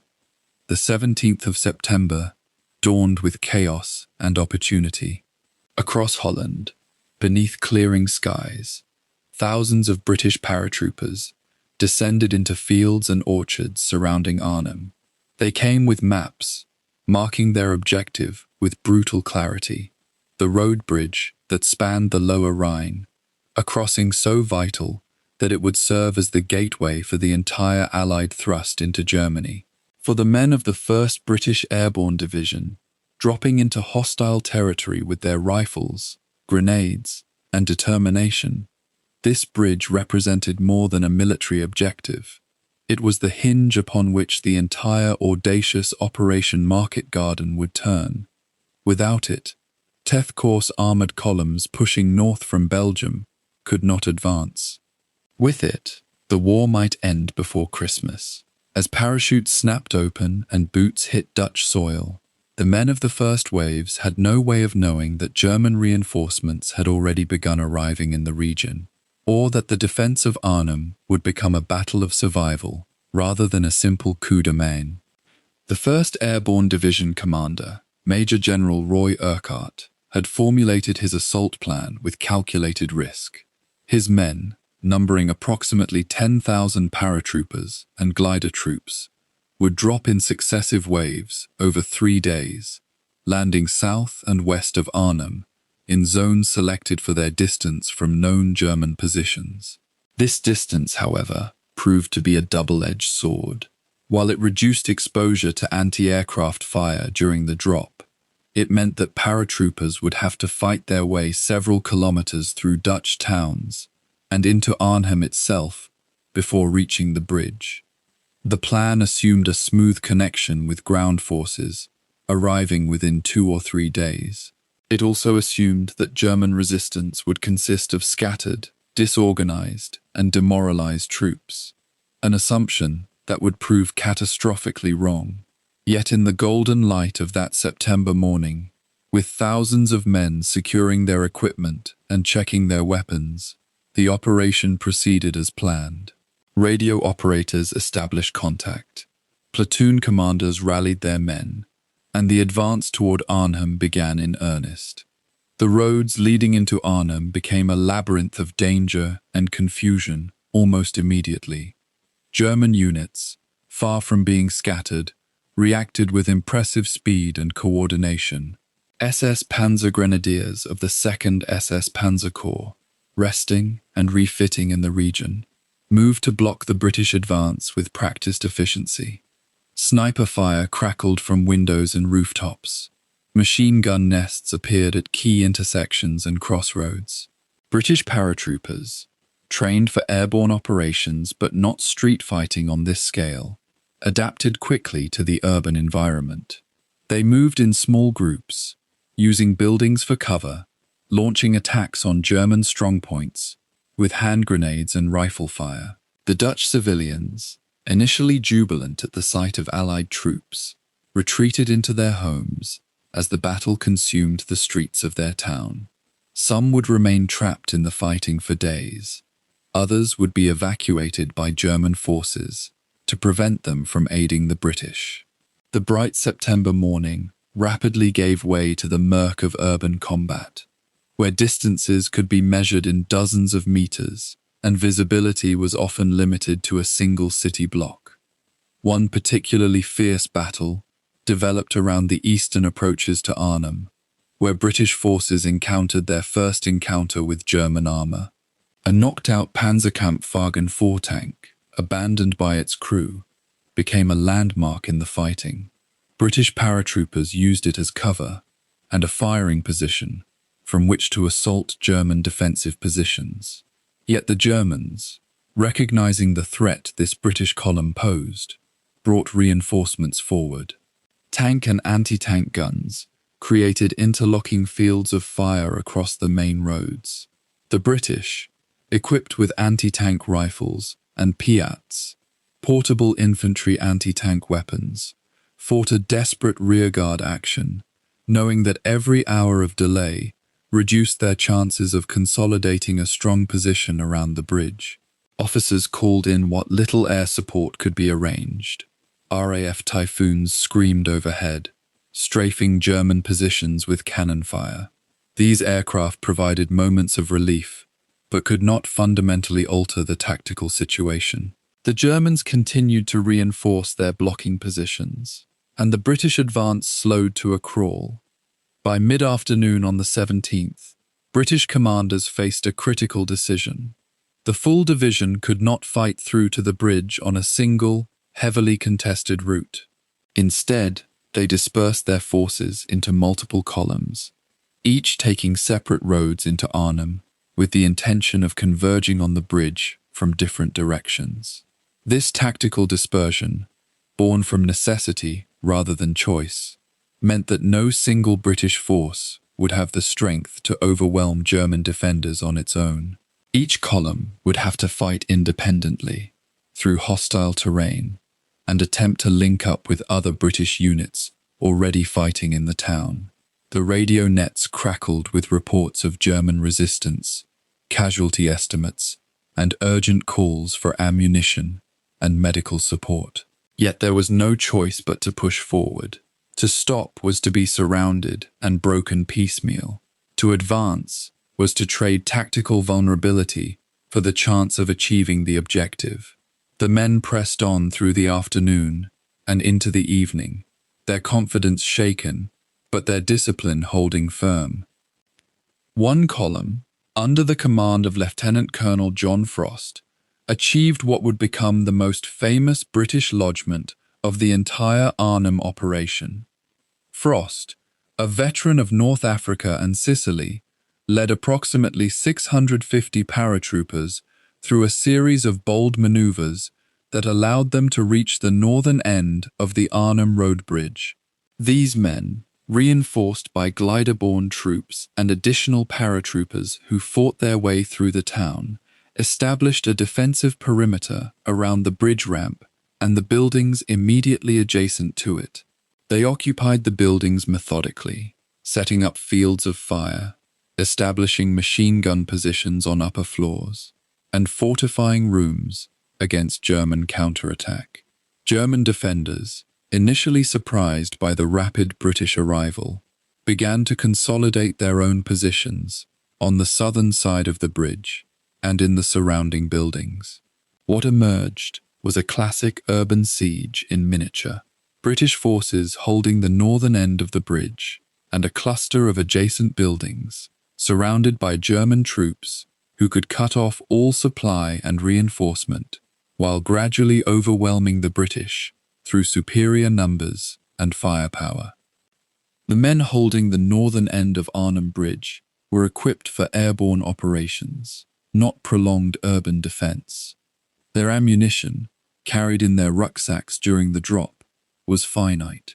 Their medical supplies, while well organized, could not treat the mounting toll of wounded. They had wireless radio sets but intermittent contact with divisional headquarters. They had courage and discipline but no armor support, no artillery, and increasingly, no hope of immediate relief. German mortar crews, once they registered the British positions, began a systematic bombardment. High explosive shells crashed through the brick buildings, collapsing walls, igniting fires, and filling the air with acrid smoke and dust. British paratroopers returned fire when they could, but the mathematics of the situation were inexorable. They were taking casualties. The Germans could rotate fresh troops into the lines. British ammunition expenditure was steady. No resupply was reaching them. The question was not whether they could hold forever, but how long they could hold before being forced to surrender.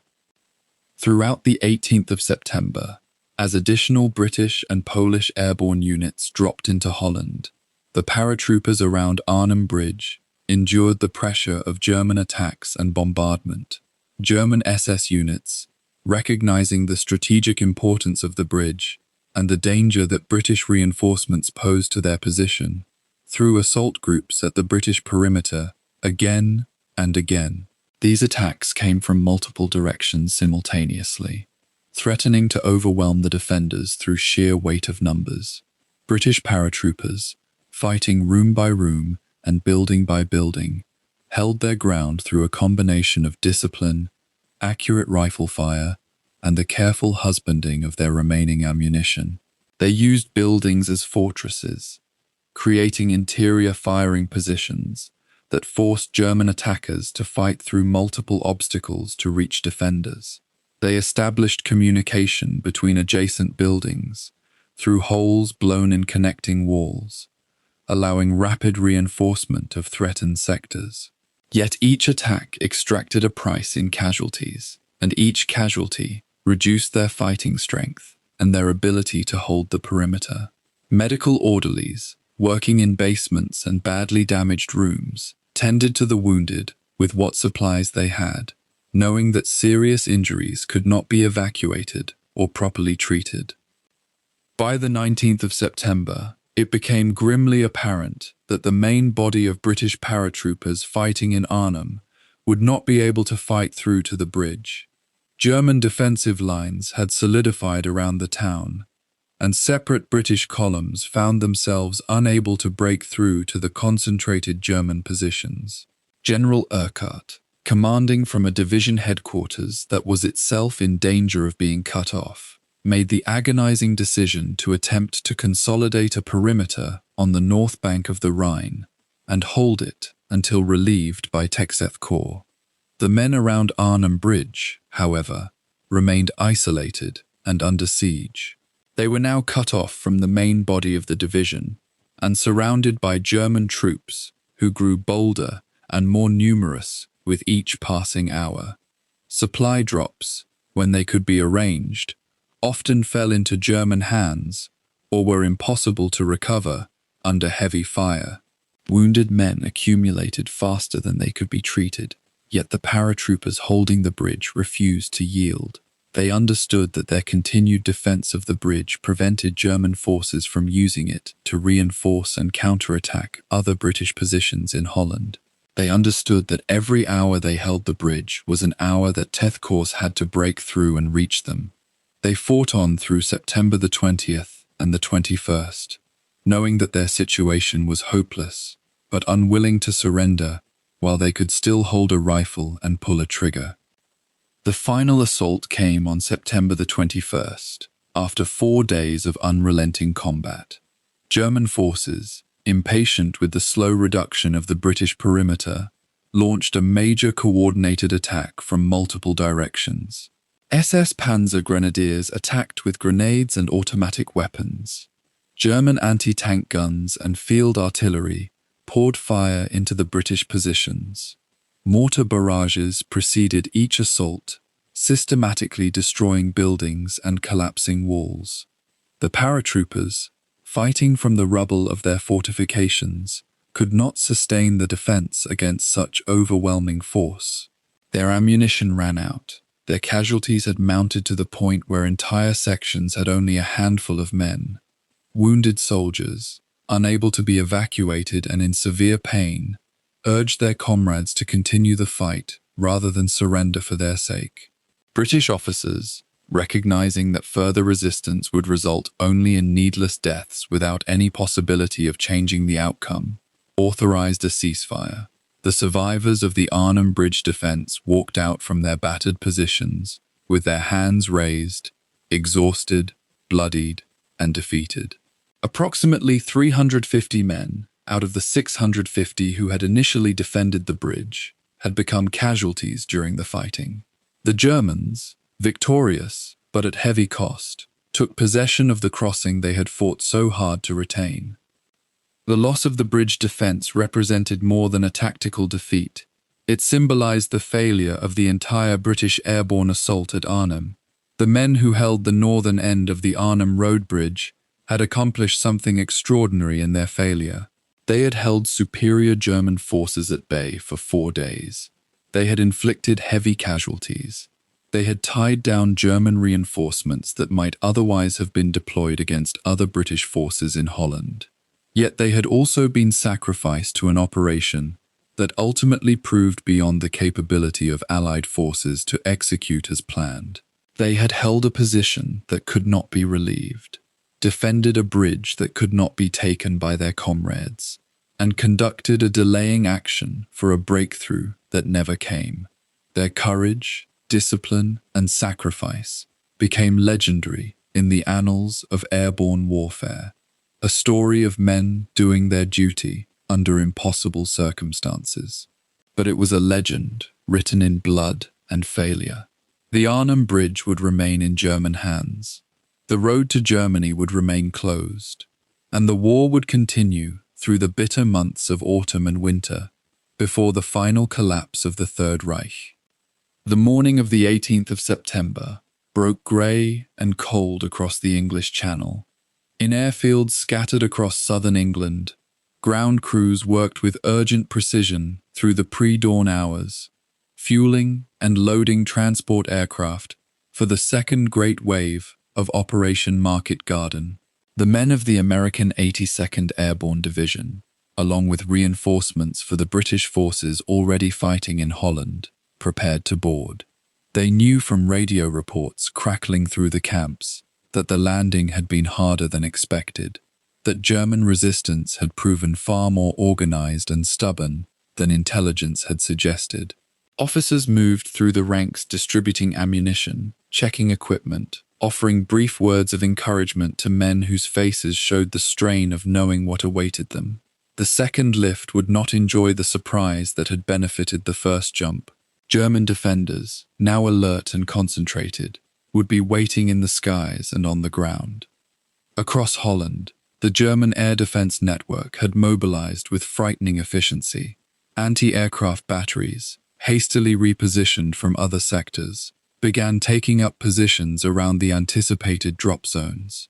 Flak guns of all calibers, from the light 20mm cannons mounted on half-tracks to the heavier 88mm batteries, swung skyward in anticipation.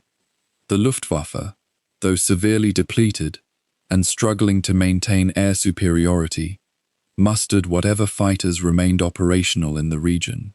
German commanders understood that this second lift represented a critical opportunity. If they could inflict catastrophic losses on the incoming transport stream, they might yet shatter the entire airborne offensive before it could consolidate. SS anti-aircraft companies and Wehrmacht gunners received standing orders to engage anything that flew. The sky over Holland was about to become a shooting gallery.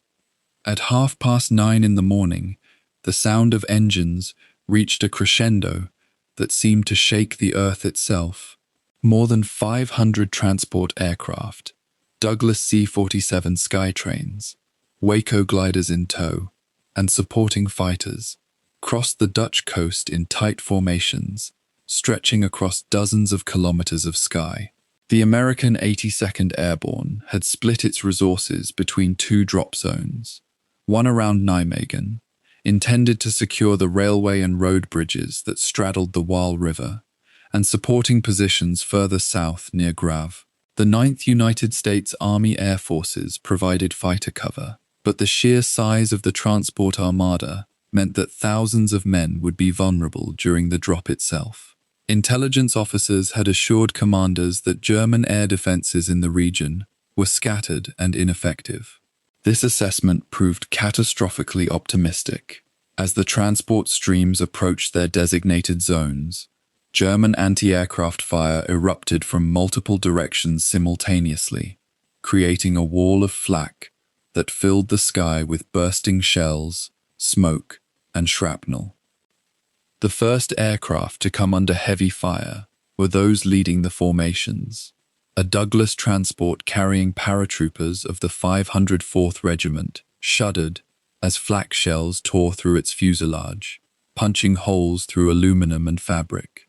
The pilot fought for control as flames began licking back from the starboard engine. Below, German gunners tracked the stricken aircraft with methodical precision, continuing to pour fire into it, even as it began losing altitude. Inside the cargo bay, paratroopers felt the sudden violent convulsions as shrapnel ripped through the compartment, wounding men before they could even jump.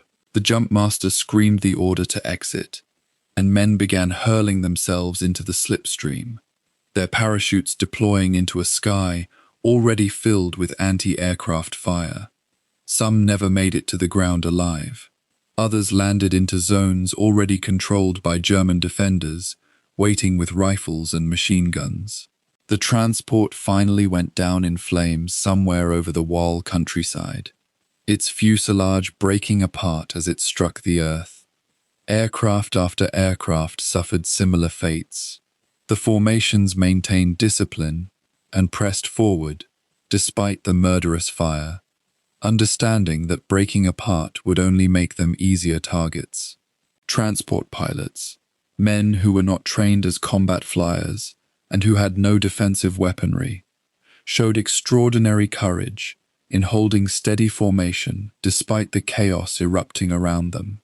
Paratroopers, crammed into the holds, gripped their rifles and equipment as their aircraft bucked and rolled in the flak. Some men died before they could exit, killed by shrapnel or caught in fires that swept through the cargo bays. Others jumped into smoke so thick they could barely see below. The anti-aircraft barrage continued unabated. German gunners, now confident and methodical, shifted their fire from one formation to the next, with devastating effect. By the time the main body of paratroopers had completed their drops, dozens of transport aircraft had been hit, with well over 100 damaged, severely enough to limp back toward England or crash land in Allied territory. The American 82nd Airborne landed into a very different Holland than the 1st British Airborne had encountered on the 17th. German forces in the Nijmegen sector had been reinforced and regrouped, and they fought with the bitter determination of men who now understood the scale of the threat. The paratroopers of the 82nd, 194th, and 504th Glider Infantry Regiments found themselves engaged in immediate combat, their drop zones swept by machine gun fire from German positions hastily prepared in the surrounding countryside. Casualties mounted rapidly as men struggled to get out of their parachute harnesses and consolidate their rifle squads. The objective, the Nijmegen bridges, lay nearly 5 kilometers to the north, a considerable distance to fight across open terrain under enemy fire. Despite these challenges, American paratroopers began organizing themselves with the discipline and aggression that had become their hallmark. Small unit leaders rallied scattered men, established defensive positions, and began moving toward their objectives. As American paratroopers fought inland from their drop zones, the third element of the second lift was itself preparing to jump. Polish paratroopers of the 1st Independent Polish Parachute Brigade, under the command of Major General Stanislav Sosabowski, had been designated to drop near the southern approaches to Arnhem on the 18th. The Poles viewed this operation as an opportunity to strike directly at the Nazi occupation of their homeland, fighting under their own flag alongside the Western Allies. Their aircraft, however, would face the same murderous anti-aircraft fire that had greeted the Americans. As Polish transport formations crossed the Dutch coast, German flak gunners turned their attention to these new arrivals. The Polish brigade, numbering roughly 2,600 paratroopers, was crammed into transport aircraft and gliders in dense, vulnerable formations. When the flak erupted, the Poles experienced the same savage introduction to German air defenses as their American allies. Transports carrying Polish soldiers were hit and set ablaze. Men jumped into smoke and chaos, their radios overwhelmed with conflicting orders and urgent calls for support. The Polish drop zones, near Driel, south of Arnhem, became a scene of desperate confusion and determined struggle. Ground fire from German defenders met the Polish paratroopers as they descended, and some men were killed in their parachutes before reaching the earth. Those who landed safely found themselves scattered across a wider area than intended, their formations fragmented by the chaotic jump conditions. German forces in the sector, aware that Polish troops were coming, had prepared to contest the landings with vigor. Polish officers and non-commissioned officers worked urgently to reorganize their scattered men, rallying paratroopers to defensive positions and beginning the difficult task of consolidating for whatever mission was expected of them. Radio communications remained spotty and unreliable. The full picture of what was happening across the entire operational area remained unclear to units on the ground. All they knew was that they had survived the drop, they were now in enemy territory, and German forces were already moving against them. Above Holland, the air battle continued as follow-up supply drops commenced.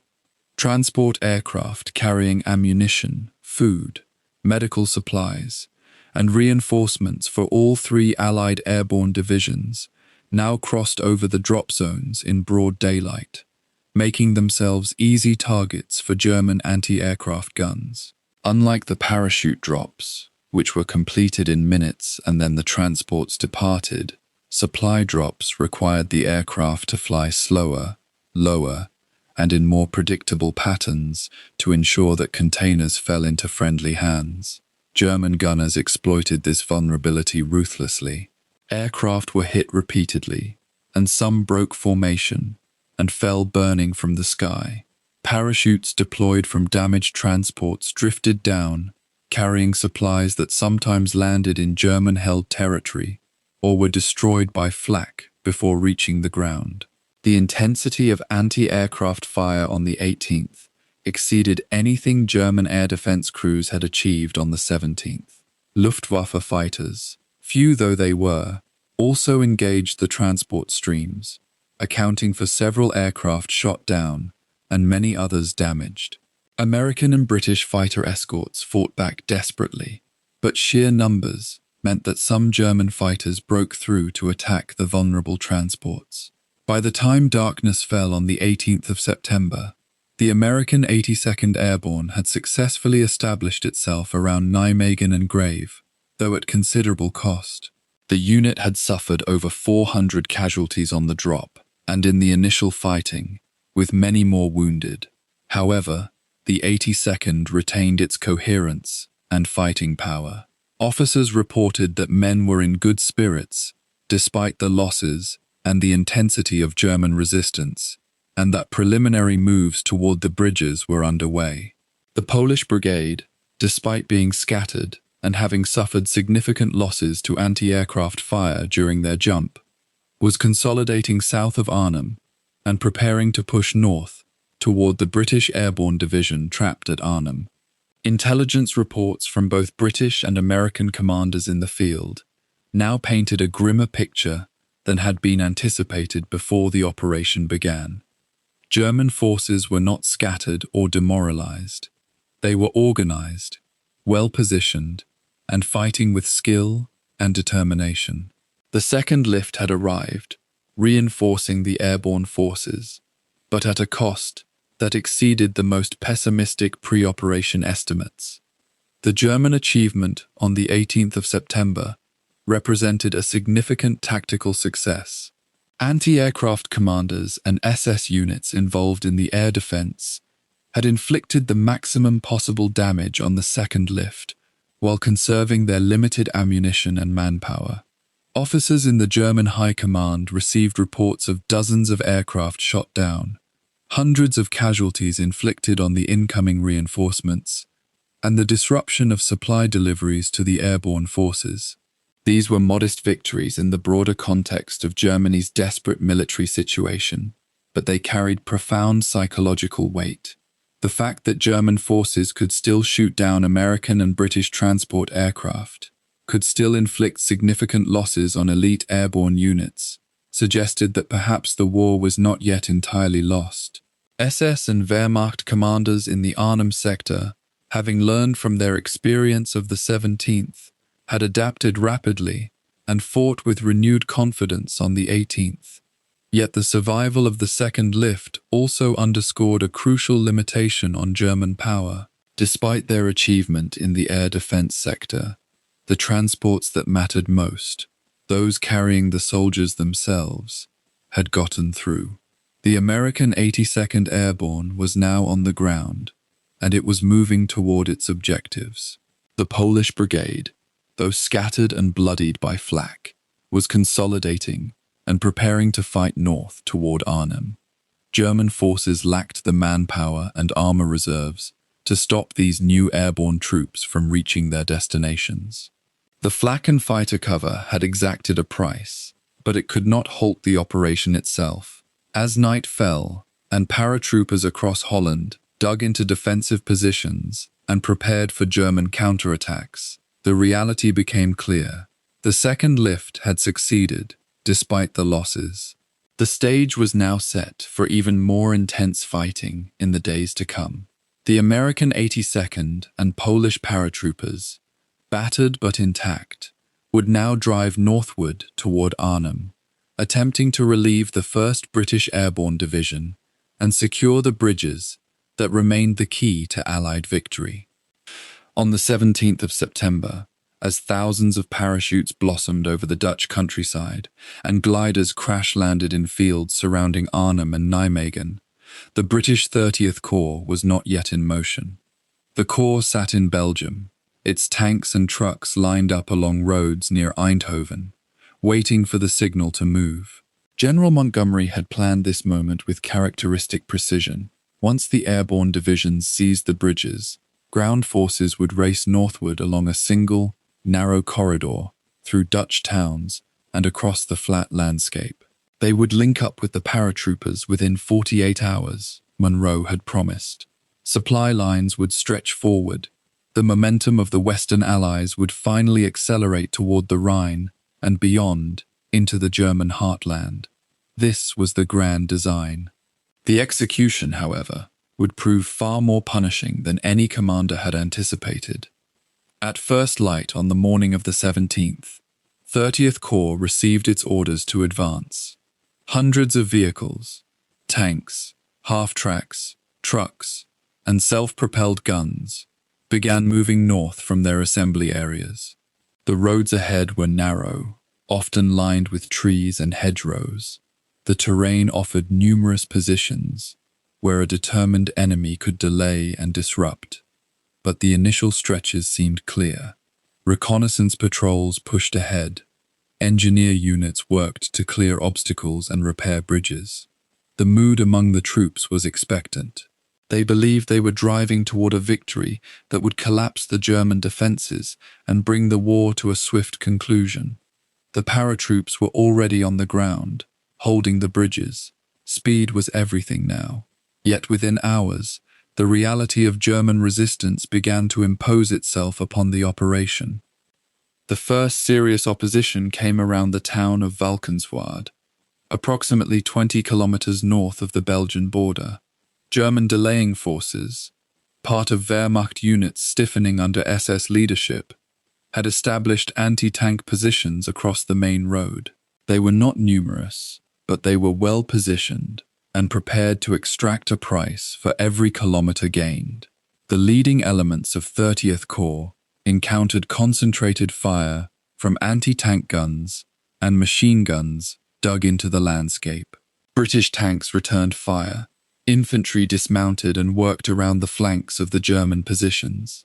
The fighting was intense but brief. The Germans, lacking the strength to hold ground indefinitely, withdrew northward after inflicting casualties and destroying several British tanks. Yet the delay was significant. What should have taken hours took most of the day. The narrow road became choked with disabled vehicles, waiting columns, and crews reorganizing after the firefight.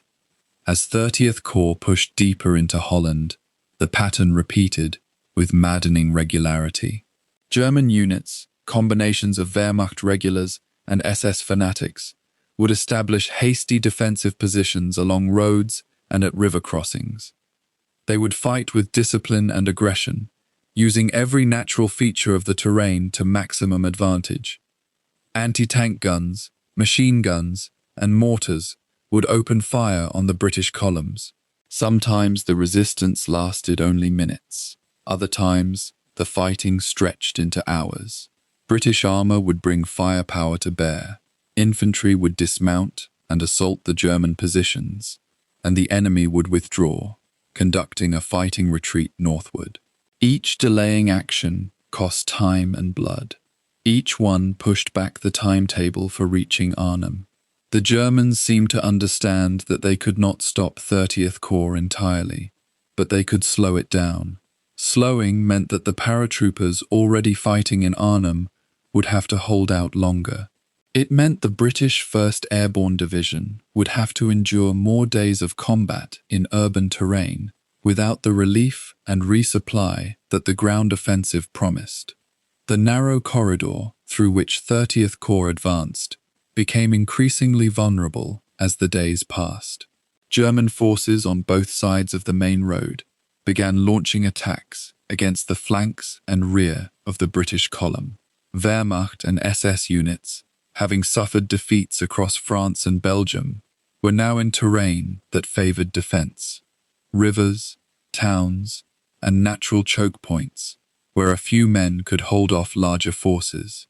The corridor, perhaps only a few kilometers wide in many places, meant that 30th Corps could not fan out, could not apply its numerical superiority in armor and artillery across a broad front. The British were forced to fight in narrow frontages, allowing German defenders to concentrate their fire and inflict disproportionate losses.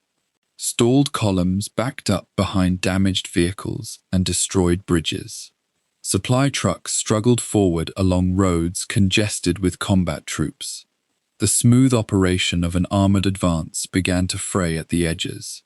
Coordination became difficult. Timing became uncertain. And all the while, the paratroopers fighting at Arnhem were growing more desperate. The crossing of the Meuse at Grave presented one of the first major obstacles. 30th Corps required swift passage across this river to maintain its advance. American paratroopers had already seized the Grave Bridge before German forces could destroy it, but the crossing area became a focal point for German counterattacks. SS and Wehrmacht units probed the American positions. German artillery and mortar fire fell on the bridgehead. The river itself became a barrier that slowed the British advance, as engineers worked to reinforce the captured bridge and prepare it for the weight of tank traffic. 30th Corps poured vehicles across, but the process was never fast enough. At every point along the advance, delays accumulated. What should have been a rapid thrust became a grinding battle of attrition. Further north, around the town of Eindhoven, 30th Corps encountered stiffening resistance as it approached the American drop zones, where the 82nd Airborne was fighting. German forces were attempting to push through the American positions to sever the corridor and cut off 30th Corps from the bridges beyond.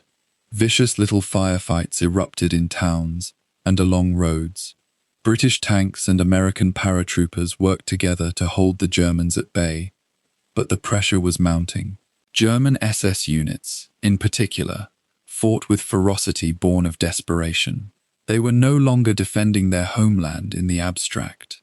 This operation, if successful, would collapse the entire German position in the West and open a direct route into the industrial core of Germany itself. Every kilometer of delay mattered.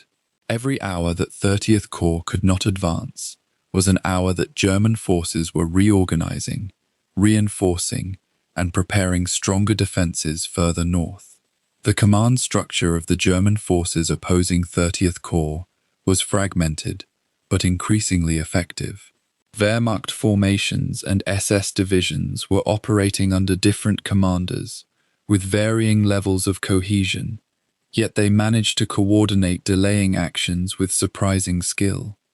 Some German officers understood that they could not defeat the British, but they could frustrate them. They could impose costs that the British did not expect to pay. They could stretch supply lines. They could slow reinforcements. They could buy time for German forces consolidating around Arnhem to prepare deeper defenses. German commanders, reading the strategic situation correctly, understood that the purpose of Operation Market Garden was to break through the German defenses and end the war by Christmas. Every day that this could be prevented was a victory, however limited. This defensive mindset produced skilled rearguard actions all along the corridor. By the 21st of September, more than 4 days after the initial airborne drop, 30th Corps had advanced perhaps 60 kilometers, but was still short of Arnhem. The original timeline had assumed British tanks would reach the paratroopers within 2 days. Yet the narrow corridor, German delaying actions, destroyed bridges, and the congestion of vehicles struggling forward along inadequate roads had created a situation in which speed was impossible. Supply became an increasing problem, vehicles broke down, fuel supplies ran low, ammunition had to be carefully rationed.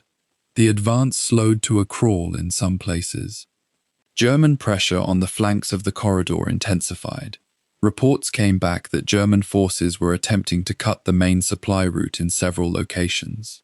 30th Corps was forced to divert strength to protect its own lines of communication, further reducing the combat power available for the assault northward. The loss of tanks throughout the advance was mounting steadily. Every German anti-tank gun that inflicted a hit, every German ambush that destroyed a British vehicle, contributed to the attrition of 30th Corps' striking power. Replacement vehicles could not arrive fast enough to compensate for losses. Tank crews became exhausted after days of continuous combat. Infantry soldiers suffered casualties that stretched medical services.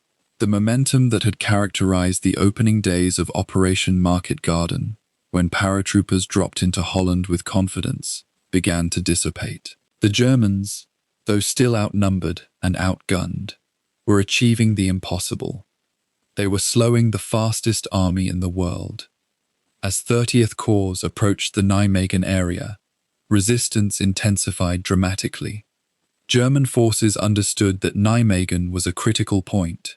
The bridge there had to be held if the corridor was to be severed. Waffen-SS units dug in around the approaches to the town and the bridge itself. They had several days to prepare positions. They had received reinforcements. They were determined to stop the British advance at this point. The fighting around Nijmegen became some of the fiercest of the advance. British armor probed the German defenses. Infantry assaults went in with bayonets fixed. German machine guns and anti-tank guns answered with devastating fire. The narrow corridors of the town became killing grounds. 30th Corps pressed forward, but the cost in casualties and lost vehicles climbed sharply. By the 24th of September, It had become increasingly obvious that 30th Corps would not break through to Arnhem in time to prevent the collapse of the British 1st Airborne Division. The paratroopers had been promised relief and resupply within 2 days. It was now well over a week, and the ground forces were still bogged down kilometers short of Arnhem. German forces, though suffering heavy losses themselves, had managed to accomplish their central objective. They had slowed the British advance enough to prevent the British 1st Airborne from being relieved. The narrow corridor had become a string of congested traffic jams and beleaguered positions, rather than a highway toward victory. The failure of the ground component of Operation Market Garden mirrored the failure of the airborne assault. Both would contribute to the eventual catastrophe for the Allies. The Nijmegen Bridge stands at the heart of Holland's southern approach to Germany. This massive structure, stretching nearly 400 meters across the Waal River, represents far more than a practical crossing point. For the Allies, it is the key that unlocks the northern route into the Reich. For the Germans, it has become a fortress they cannot afford to lose. By the 18th of September, as the second wave of American paratroopers descends into the Nijmegen drop zones, the bridge is already heavily fortified and fiercely defended. SS and Wehrmacht units, understanding the strategic value of the crossing, have positioned anti-tank guns, machine guns, and mobile reserves to transform the bridge into a killing ground. The Americans must take it, but the cost will be measured in blood and audacity. The 82nd Airborne Division, under the command of General James Gavin, had already encountered fierce German resistance since their drop on the 17th. Unlike the optimistic assessments of Allied intelligence, German forces in the Nijmegen sector are neither scattered nor demoralized. Elements of the 10th SS Corps have reinforced the zone, bringing armor and discipline that would shock the American planners who believed they faced only remnants and garrison troops. The streets around the bridge have become contested terrain, with American paratroopers forced to fight methodically through Dutch towns and residential areas, advancing by blocks and buildings rather than sweeping through open countryside. German defenders, understanding that the bridge is indefensible if the Americans can bring sufficient force to bear, establish successive defensive lines, and prepare demolition charges on the superstructure itself. The Americans know they must capture the bridge intact, but the Germans have already laid the explosives needed to destroy it and block the advance northward. By the 21st of September, 3 full days into the operation, American forces have fought their way close to the bridge's southern approaches. Yet proximity is not possession. German defenders still hold the northern end and control the central spans, their grip strengthened by anti-tank obstacles, mines, and interlocking fields of fire. The American paratroopers have suffered heavy casualties during their street-by-street advance, and their ammunition supplies are running dangerously low. Supply drops have been sporadic and inaccurate. Much of what was intended for the landing zones has fallen into German hands or scattered across farmland too far for the troops to recover. The situation demands bold action, and the American command recognizes that a frontal assault on the bridge itself, across its length under concentrated fire, will result in unacceptable losses. The answer, however desperate, is to outflank the bridge by crossing the Waal River itself, using small boats and improvised landing craft to establish a beachhead on the opposite bank and attack the German defenders from an unexpected direction.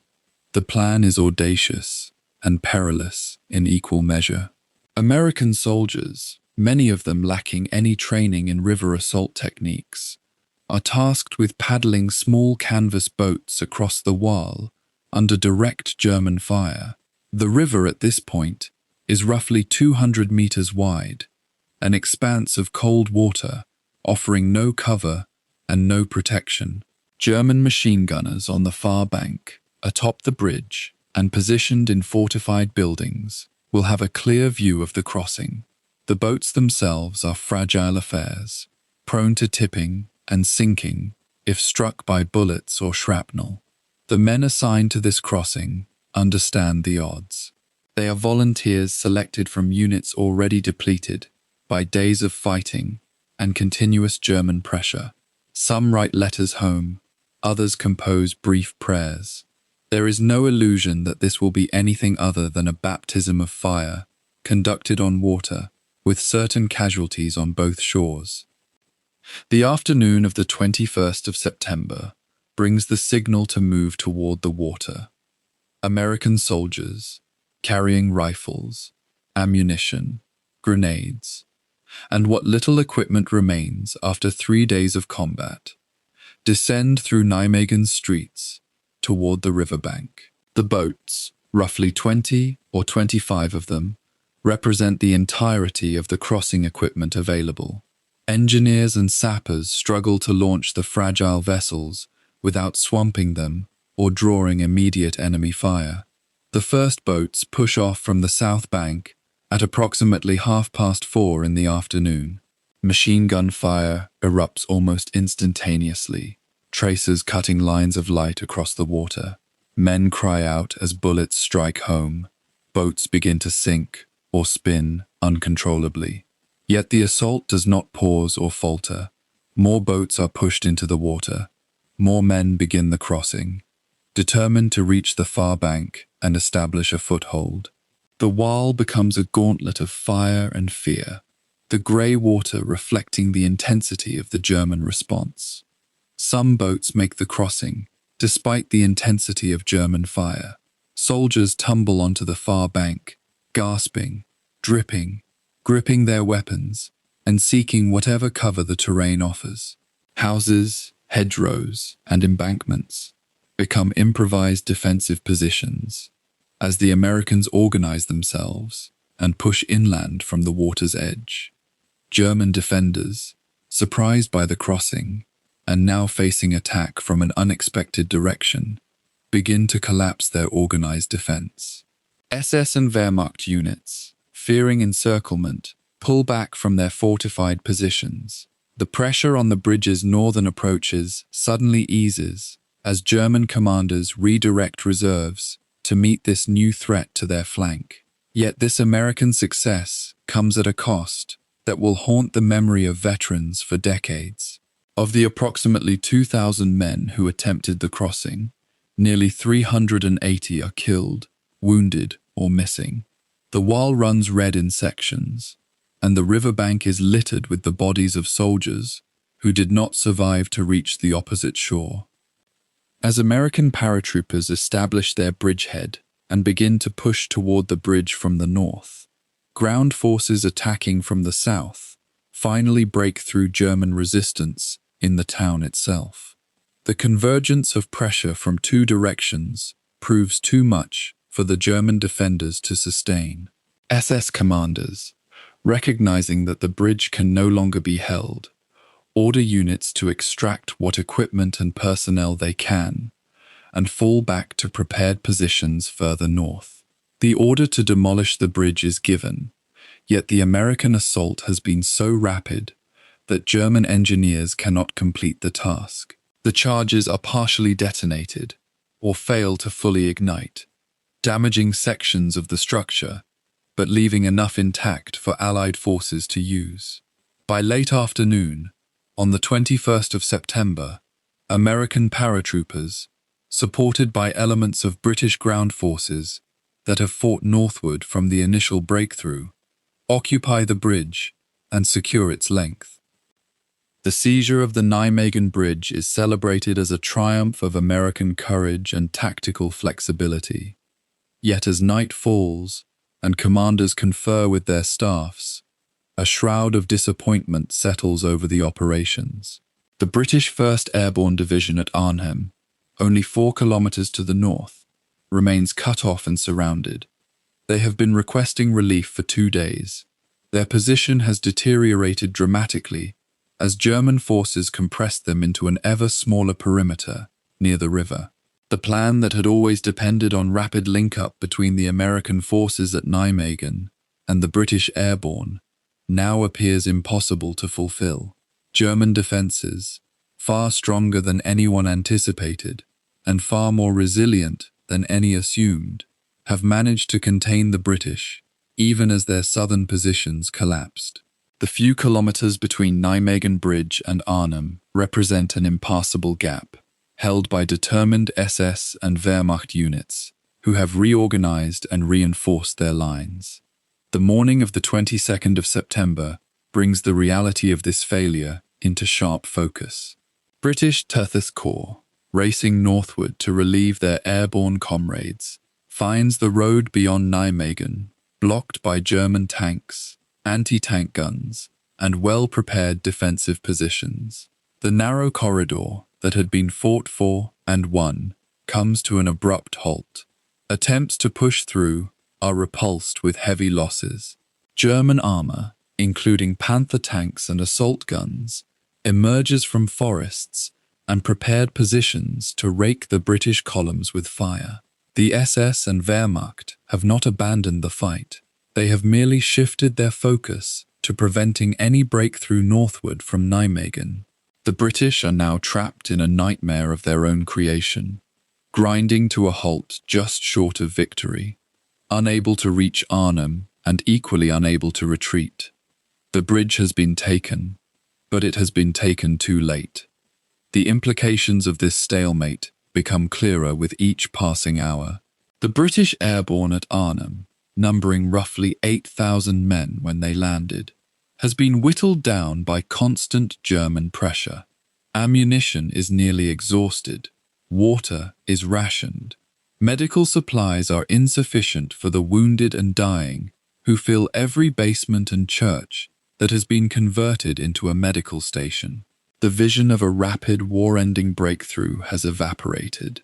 Instead, the British find themselves in a prolonged siege, compressed into an ever smaller area, watching the relief column they had depended on stall and fail just 4 kilometers away. The distance might as well be 40 kilometers, or 400. Without the ability to break through and link up, the British are doomed. Their commanders understand this by the 22nd of September. What began as an audacious gamble to outflank German defenses and accelerate the end of the war has transformed into a catastrophe of British and American making. The Nijmegen crossing represents a moment of extraordinary heroism, rendered meaningless by strategic miscalculation. The American paratroopers, who crossed the Waal under fire, who died in the cold water and achieved the impossible by establishing a bridgehead under circumstances that should have made victory impossible, accomplished their task. Yet that accomplishment, remarkable as it was, could not overcome the failure of intelligence and the overconfidence of commanders who believed they faced demoralized troops incapable of sustained resistance. The Germans at Arnhem were neither demoralized nor incapable. They were fanatical and skilled. They had been given time to concentrate their forces, and they used that time to construct defenses and positions that the Allies could not bypass. The Nijmegen Bridge, taken at such cost, became a monument not to victory, but to the limits of what courage and audacity alone could achieve when pitted against desperation and discipline. As the day closes, and American forces consolidate their grip on the bridge and the surrounding area, the question shifts from whether Arnhem can be relieved to how the trapped British Airborne Division will be extracted, or whether they will be forced to surrender. German forces, though unable to prevent the seizure of Nijmegen Bridge, have succeeded in their primary objective. They have broken the Allied operational plan and made it impossible for the northern thrust to reach its objective. The bridge stands as a symbol of both triumph and failure, held by American paratroopers and British armor, but serving as the northern limit of the Allied advance rather than the beginning of a breakthrough into Germany. The consequences of Nijmegen's partial victory would reverberate throughout the final chapter of the European war. stalling the Allied momentum and extending the conflict by months. The ferocity of the German defense had proven that the Third Reich, though collapsing on all fronts, retained the capacity to inflict strategic defeats through the skill and determination of its remaining forces.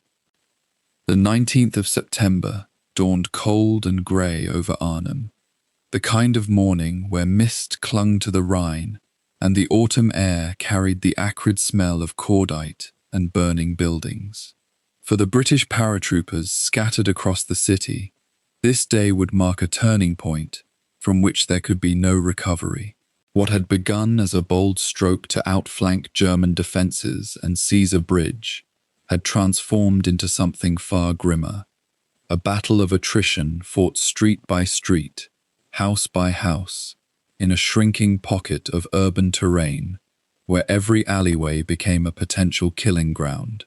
The men who had jumped from the skies 3 days earlier, with confidence and careful planning, now found themselves surrounded, cut off from supply, and fighting an enemy that grew stronger with every passing hour. German armor prowled the streets. SS units consolidated their positions with methodical efficiency, and the British perimeter contracted inexorably toward the water's edge. By midday on the 19th, the reality had become undeniable. The 1st British Airborne Division was trapped, and the race against time had begun in earnest. The encirclement did not happen all at once, but rather crystallized gradually, like a noose being drawn tighter by invisible hands. German commanders, having initially underestimated the threat posed by the airborne landing, had rapidly assessed the situation and acted with precision. The 2 SS Panzer Corps in the region, units that Allied intelligence had criminally overlooked, had been mobilized immediately upon learning of the parachute drops. By the afternoon of the 18th, German armor had begun moving into blocking positions all around Arnhem, cutting off the British from the south and east, and pressing them northward toward the Rhine. The 2nd SS Panzer Corps, under the command of veteran SS officers, hardened by years of combat on the Eastern Front, orchestrated a coordinated squeeze that left the British with increasingly limited options. Simultaneously, Wehrmacht artillery positions were established on the high ground south of the city, creating a deadly crossfire zone that made any movement outside the shrinking British perimeter extraordinarily hazardous. By the morning of the 19th, the noose was fully drawn, and the British found themselves compressed into a rough horseshoe-shaped pocket that included parts of eastern Arnhem and the low-lying terrain near the waterfront. The psychological impact of realizing one was surrounded cannot be understated, and many British paratroopers experienced it acutely during those early hours of the 19th. The men had trained for rapid, mobile warfare. Seize the objective, hold it, break out if necessary, or link up with relieving forces. Instead, they found themselves confined to an ever-shrinking area, unable to maneuver, unable to exploit their superior marksmanship and tactical discipline, increasingly unable to call in air support due to deteriorating weather. The initial optimism that 10th Corps would arrive within 48 hours had evaporated like morning dew. Radio reports made clear that the ground column was being held up by determined German resistance far to the south. Communications between British units became increasingly chaotic as German artillery and mortar fire damaged field telephone lines and made radio transmission unreliable. Many paratroopers were young men, many on their first combat operation, and the weight of realization that they were trapped with perhaps fewer than 3,000 combat-effective troops, surrounded by German forces numbering in the tens of thousands, pressed down upon them with crushing force. Yet paradoxically, this desperation also seemed to crystallize their resolve. Surrender was not discussed openly, and most men steeled themselves for a prolonged fight. Supply became the most immediate and pressing crisis, as the perimeter contracted. The parachute drops that had provided ammunition, medical supplies, food, and water were now increasingly falling into German-held territory, or landing so far from British positions that recovery was impossible or suicidally dangerous. German gunners, recognizing the value of the supply canisters falling from the sky, intensified their fire to prevent British troops from retrieving them. Water was particularly scarce. The Rhine was nearby, but under German observation and fire, making access to it treacherous. Medical supplies ran dangerously low, and the medical officers serving the British paratroopers began facing agonizing decisions about whom they could treat and whom they could not. The field hospitals, hastily established in cellars, church basements, and damaged buildings, filled rapidly with wounded and burned casualties. Amputations were performed without adequate anesthesia. Infections set in almost immediately in the filthy urban environment. Morphine and other painkillers were rationed strictly, given first to the most severely wounded, and the screams of men in agony echoed constantly through the streets of the encircled pocket. The smell of gangrene and infected wounds hung thick in the air, a constant reminder of the suffering inflicted by even a brief period of encirclement. German armor constituted the most visible and terrifying element of the tightening grip on the British position. Panzer tanks and SS assault guns moved methodically through the streets, their guns trained on British strongpoints, their machine gun fire sweeping avenues and alleys. The British, equipped primarily with anti-tank rifles and light machine guns, found themselves outgunned in the armor versus armor dimension. They had some 6-pounder anti-tank guns and a few heavier weapons, but these were scattered and often immobilized by lack of ammunition or by damage inflicted by German counterfire. The tanks served a dual purpose. They were instruments of direct destruction, surely, but they were also instruments of psychological warfare, their very presence seeming to make the perimeter smaller. Every time a tank rumbled down a street, it forced British units to hunker down, to pull back, to cede ground they could ill afford to lose. The SS crews operating these machines were experienced tankers who had fought on every front of the war. They knew how to coordinate with infantry, how to use terrain, how to suppress enemy fire while maneuvering to new positions. Against them, the British paratroopers, brave and well-trained though they were at an increasingly severe disadvantage in firepower and mobility. The German infantry assault on British strongholds began in earnest on the 19th and continued with brutal intensity throughout the day and into the night. SS grenadiers and Wehrmacht paratroopers attacked in coordinated waves, using supporting fire from mortars and machine guns to pin British troops, while assault teams rushed forward to seize buildings or clear rubble-choked streets. The fighting took on a nightmarish quality. Muzzle flashes strobed through windows. Grenades exploded in rooms with confined spaces, the concussions knocking men senseless. Blood ran across floors. Dust and smoke hung so thick that men could barely see more than a few meters ahead. British paratroopers fought with professional skill and desperate courage, but they were increasingly overwhelmed by the sheer number of enemy troops pouring into Arnhem. German reinforcements continued to arrive throughout the 19th and 20th, while British reinforcements consisted only of whatever men had survived the earlier drops and not yet been killed or wounded. The mathematics of attrition inexorably favored the Germans, and both sides understood it. The British had to hold on. The Germans simply had to keep attacking until the pocket was reduced to nothing. The headquarters of the 1st British Airborne Division, established in a school building in the eastern part of Arnhem, became a crisis management center, dealing with an unfolding catastrophe in real time. The divisional commander, Major General Roy Urquhart, had been cut off from his troops for much of the first 2 days, but had established contact by the 19th. What he encountered was a situation deteriorating faster than anyone had anticipated. Reports came in constantly. Another strongpoint had been abandoned due to German pressure. Ammunition was nearly exhausted at multiple positions. Casualties were mounting faster than the medical facilities could handle. German tanks had moved into a new area, forcing further consolidation.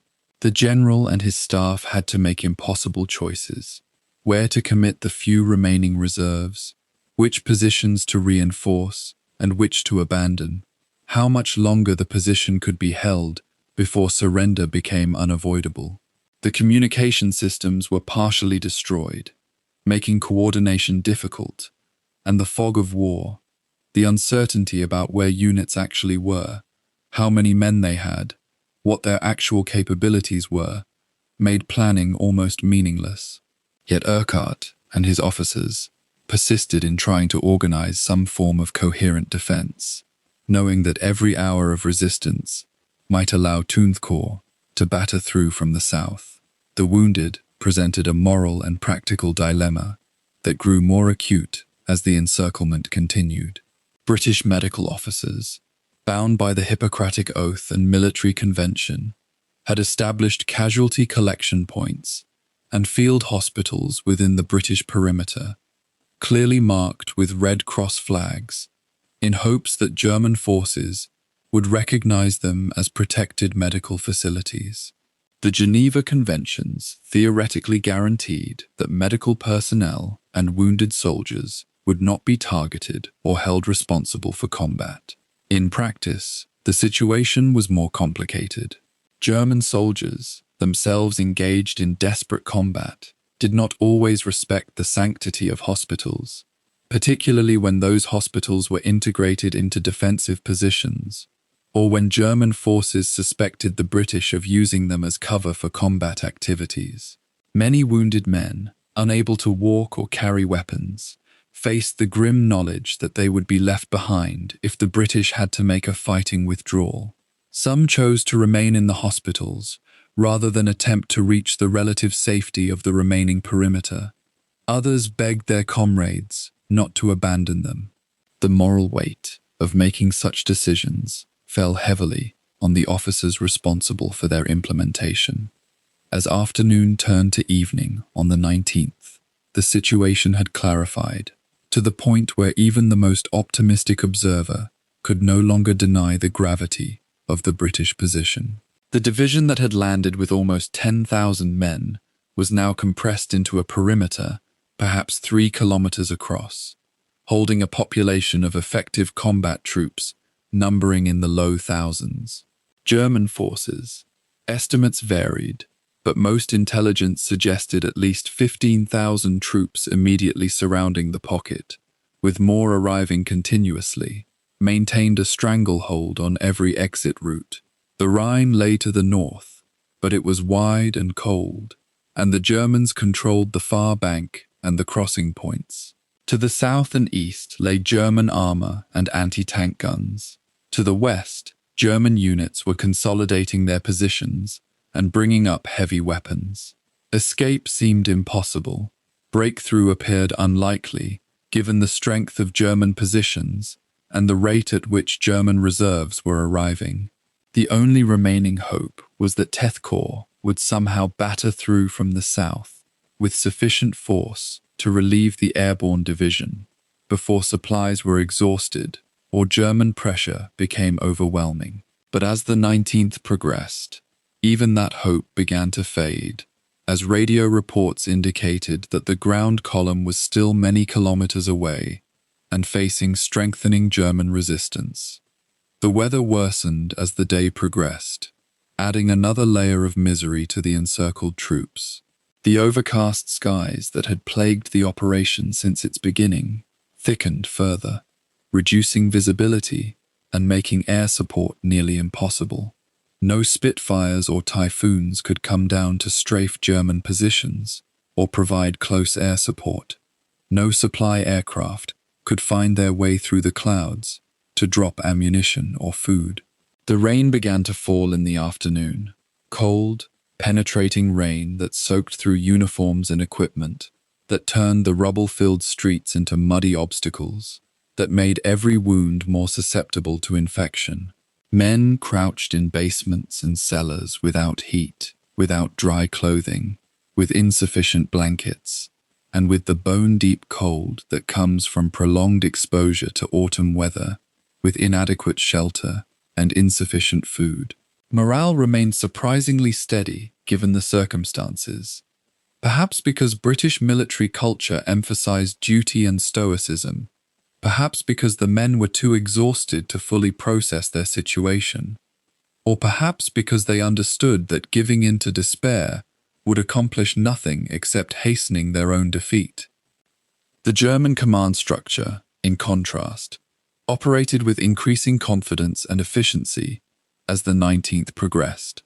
SS and Wehrmacht officers coordinated their attacks, ensured that ammunition and food reached their forward troops, established stronger defensive lines to prevent any British breakout attempt, and prepared for the final reduction of the pocket. German losses had been significant. The SS divisions had suffered hundreds of casualties in the fighting, but they could absorb these losses in ways that the British could not. Every German soldier lost could theoretically be replaced by troops flowing into the region. Every British paratrooper lost was irreplaceable, a permanent reduction in the division's combat strength. German officers, many of them veterans of campaigns in Russia and North Africa, understood how to conduct an urban siege. They knew the value of time. They knew that compression of the perimeter eventually eliminated all maneuvering room. They knew that supply shortages would eventually force a surrender. The initial assessment that the British airborne landing might be easily contained proved correct, and the German High Command began to recognize that a major tactical victory was within their grasp. By the evening of the 19th of September, the encirclement of the British 1st Airborne Division was complete and absolute. The men who had jumped from the sky with confidence and careful plans now faced the prospect of either breaking out across the Rhine through overwhelming German fire or remaining in an ever-shrinking pocket until supplies ran out and German pressure became irresistible. The next 72 hours would determine their fate. Some would fight on stubbornly, hoping for relief that would not come.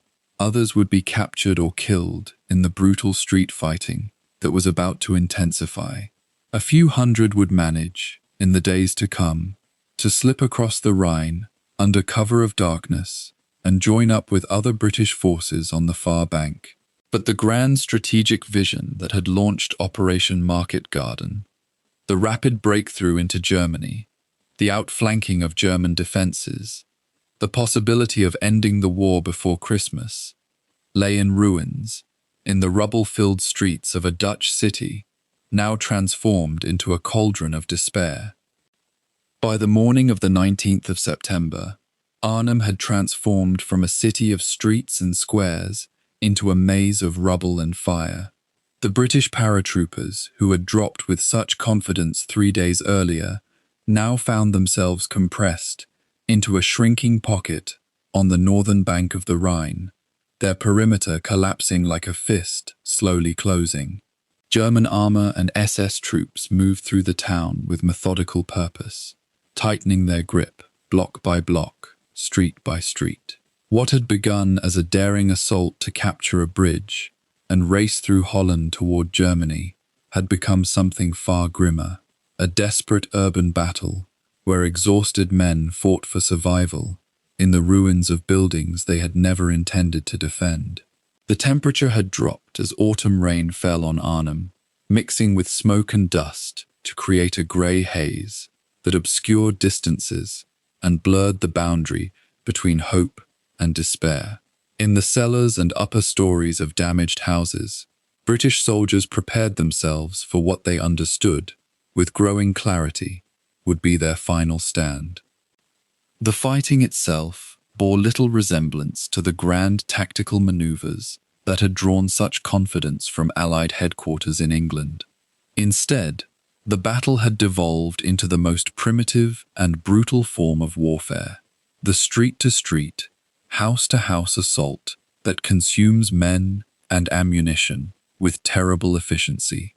German SS units, hardened by years of combat on the Eastern Front, moved with practiced coordination through the streets.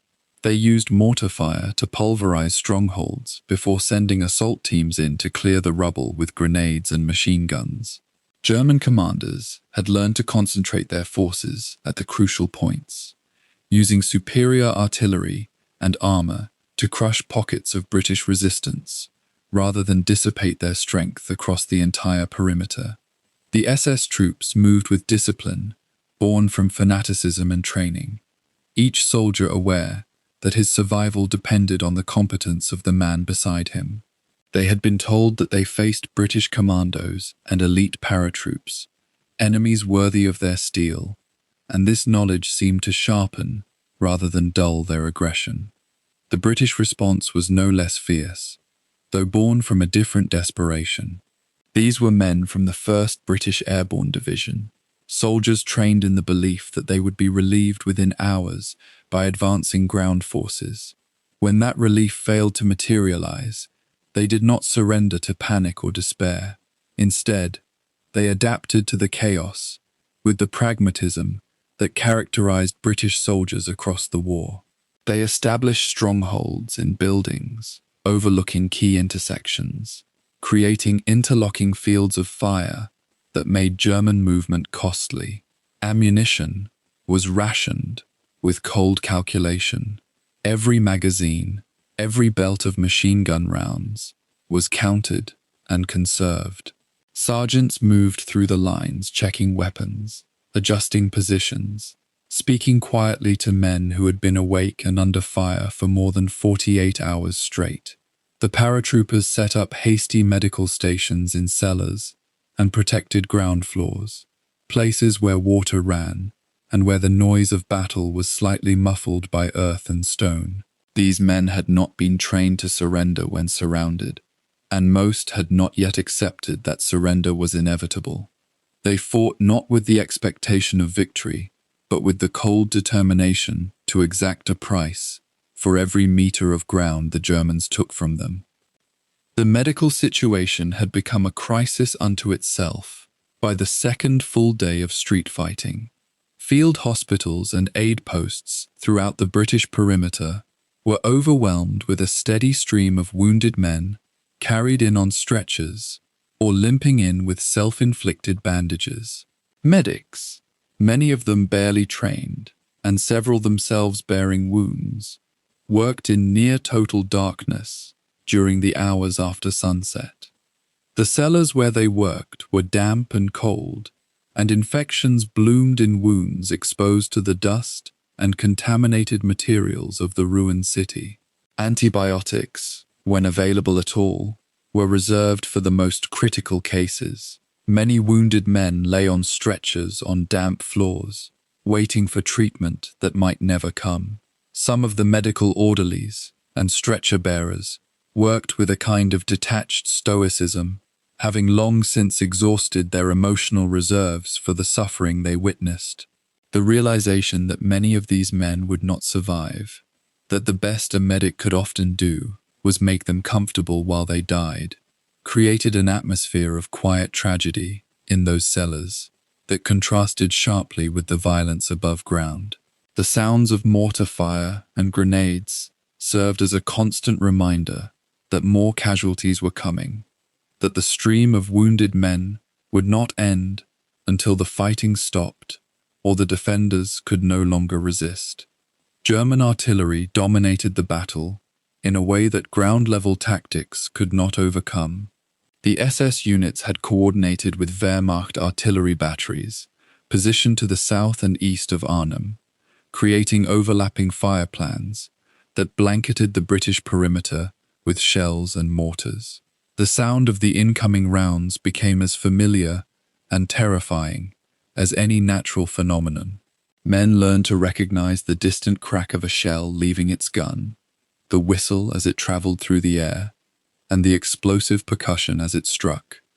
Some of the more experienced soldiers could calculate in their minds whether a round would land nearby, though such calculations were far from scientific and often wrong.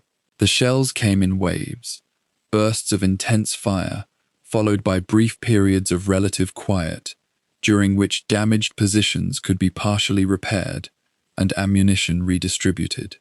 A single mortar round could destroy weeks of tactical planning. A direct hit on a stronghold could kill or wound a dozen men in an instant. The relentless pounding created a psychological effect that matched its physical destruction. Men became hollow-eyed and shaky, their nerves worn threadbare by constant exposure to explosive violence and the knowledge that nowhere was truly safe, that at any moment a shell could find them.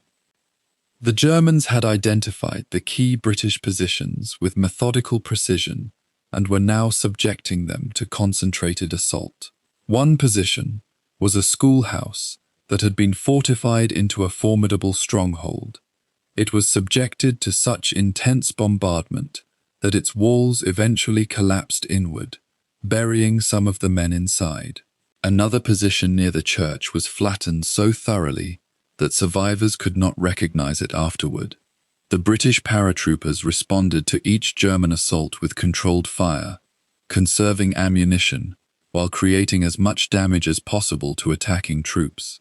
Some of these counterattacks inflicted serious losses on the German assault teams, momentarily checking their advance. But the Germans had something the British lacked: reinforcements and supplies. Fresh SS troops rotated into the line to replace those killed or wounded. Ammunition trucks brought shells and mortar rounds by the case. Replacement machine guns and assault rifles arrived to replace damaged weapons. The British had no such luxury. When a man was killed, his position remained empty. When a machine gun fell silent because it was destroyed, there was no replacement. The mathematics of the battle were therefore inexorably against them, a calculation that every commander and seasoned soldier understood with absolute clarity. The human element of the fighting cannot be separated from its technical and tactical dimensions. These were men of extraordinary courage, performing acts of physical and moral bravery that would have seemed impossible in circumstances less extreme. A paratrooper would sprint across an exposed street to deliver ammunition to a machine gun position, moving at full speed, while German riflemen fired at him, arriving at his destination, miraculously untouched. Another soldier would retrieve wounded comrades from a rubble-filled street, while German fire rained down, dragging them back to a position where medics could treat them. A young corporal would organize a desperate counterattack against German troops probing for weakness in the perimeter, rallying men who had been in combat for 2 days without rest and leading them forward with nothing but his own determination and the force of his voice. Officers moved constantly through the lines, checking on troops, ensuring supplies were allocated according to need rather than luck, planning the next phase of defense, even as they knew that the odds of success were declining with each passing hour. The regimental sergeant major, a man who had survived the North African campaign and the invasion of Sicily, moved through the rubble, collecting wounded and ensuring that every man knew he had not been forgotten. These acts of courage were not the result of ideology or propaganda. They came from something deeper, a kind of stoic determination to maintain dignity and honor, even in the face of inevitable defeat. Communications between the British positions and their higher command had deteriorated into sporadic and garbled messages. Radio operators worked in cellars and damaged buildings, their transmitters damaged by shells or simply running out of battery power. Messages sent northward to describe the deteriorating situation met with responses that were either delayed, inaccurate, or simply acknowledged without offering any assistance. The men in the perimeter understood that they were abandoned, though that word carried no bitterness. They understood that the ground forces fighting their way northward were moving as fast as they could against determined opposition. They understood that no aircraft could land in Arnhem to bring supplies or reinforcements. What they grasped with increasing clarity was that their situation had become unrecoverable through any means other than surrender or death, yet they continued to fight. Officers continued to reorganize their lines as they contracted. Men continued to maintain their weapons and conserve ammunition. The morale, when it had not completely eroded into a grim acceptance of fate, was sustained by a kind of British determination that was almost anthropological in its persistence. These soldiers had been taught that they were part of a tradition of heroic resistance stretching back through centuries. They fought not because they believed they would win, but because retreat and surrender were simply not options that their culture and training permitted. By the evening of the 19th of September, the British perimeter had shrunk to less than 1/2 of its original size. Entire sections of the city had been abandoned or lost to German advances. The paratroopers pulled back to positions closer to the Rhine, concentrating their remaining strength on holding a smaller area that was more defensible and where they might eventually arrange a crossing. The realization that they might need to retreat across the river began to form in the minds of the senior commanders, though no order to do so had yet been given. Preparations began quietly for such a crossing, though what boats or rafts might be used, or how they might be obtained, remained a question without a clear answer. The wounded posed an agonizing dilemma. Those capable of being moved would have to be left behind in buildings captured by the Germans, where the enemy might or might not treat them with the protocol of the Geneva Convention. Some of the more seriously wounded men understood this and were preparing themselves mentally for capture. Others refused to accept it, clinging to hope that somehow they might be evacuated, despite all evidence suggesting such evacuation was impossible. The command staff faced the terrible decision of who to attempt to evacuate and who to leave to face capture, a choice that no officer truly wanted to make. The weather had worsened as the day drew to a close, with rain falling more heavily as darkness approached. This rain would become the final factor in the battle, not through any direct military effect, but through the simple fact that it would cover movement and muffle sound. In the cellars and damaged buildings where the British paratroopers held their positions, men cleaned weapons and ate meager rations of food. Medics continued to work on the wounded, with supplies now desperately low. Officers made final checks of ammunition and food reserves, calculating how long the perimeter could be held if the Germans launched another major assault in the morning. The acceptance of defeat had by now crept into the consciousness of most men, though it was never spoken aloud and never admitted in official communication. Instead, it manifested as a kind of grim determination to hold on through one more night, to see one more dawn, to extract as high a price as possible from the Germans who were slowly crushing them. The men settled into their positions as night fell, watching the darkness for signs of German movement, knowing that tomorrow would bring more of the same desperate fighting, and that the end, though not yet at hand, was drawing close with each passing hour. The sounds of the battle never truly ceased, even when darkness fell over Arnhem. The thump of mortars, the rattle of machine gun fire, the crack of rifles, the occasional burst of a German assault continued through the night, though at a reduced tempo compared to daylight hours. Alert British soldiers maintained their watch, firing at any hint of German movement. Some men attempted to sleep, though true sleep was almost impossible in conditions of danger and discomfort. Others sat in small groups, smoking quietly when cigarettes could be found, not speaking much because there was little left to say. Each man was alone with his thoughts, contemplating the battle now past and the uncertainty ahead. The paratroopers understood that they were caught in the final page of their personal story at Arnhem. How that page would end remained unknown, but the parameters of possibility had narrowed considerably. Surrender, death in combat, or escape across the Rhine represented the only realistic options. Most men had not yet chosen which of these would be their fate, though circumstances were rapidly making that choice for them. The rain continued to fall on Arnhem as the night deepened, a cold and patient rain that washed the ash and dust from the ruined streets, while German and British soldiers waited for dawn to bring the next phase of their battle. The 17th of September had promised swift victory. By the 19th, that promise lay in ruins.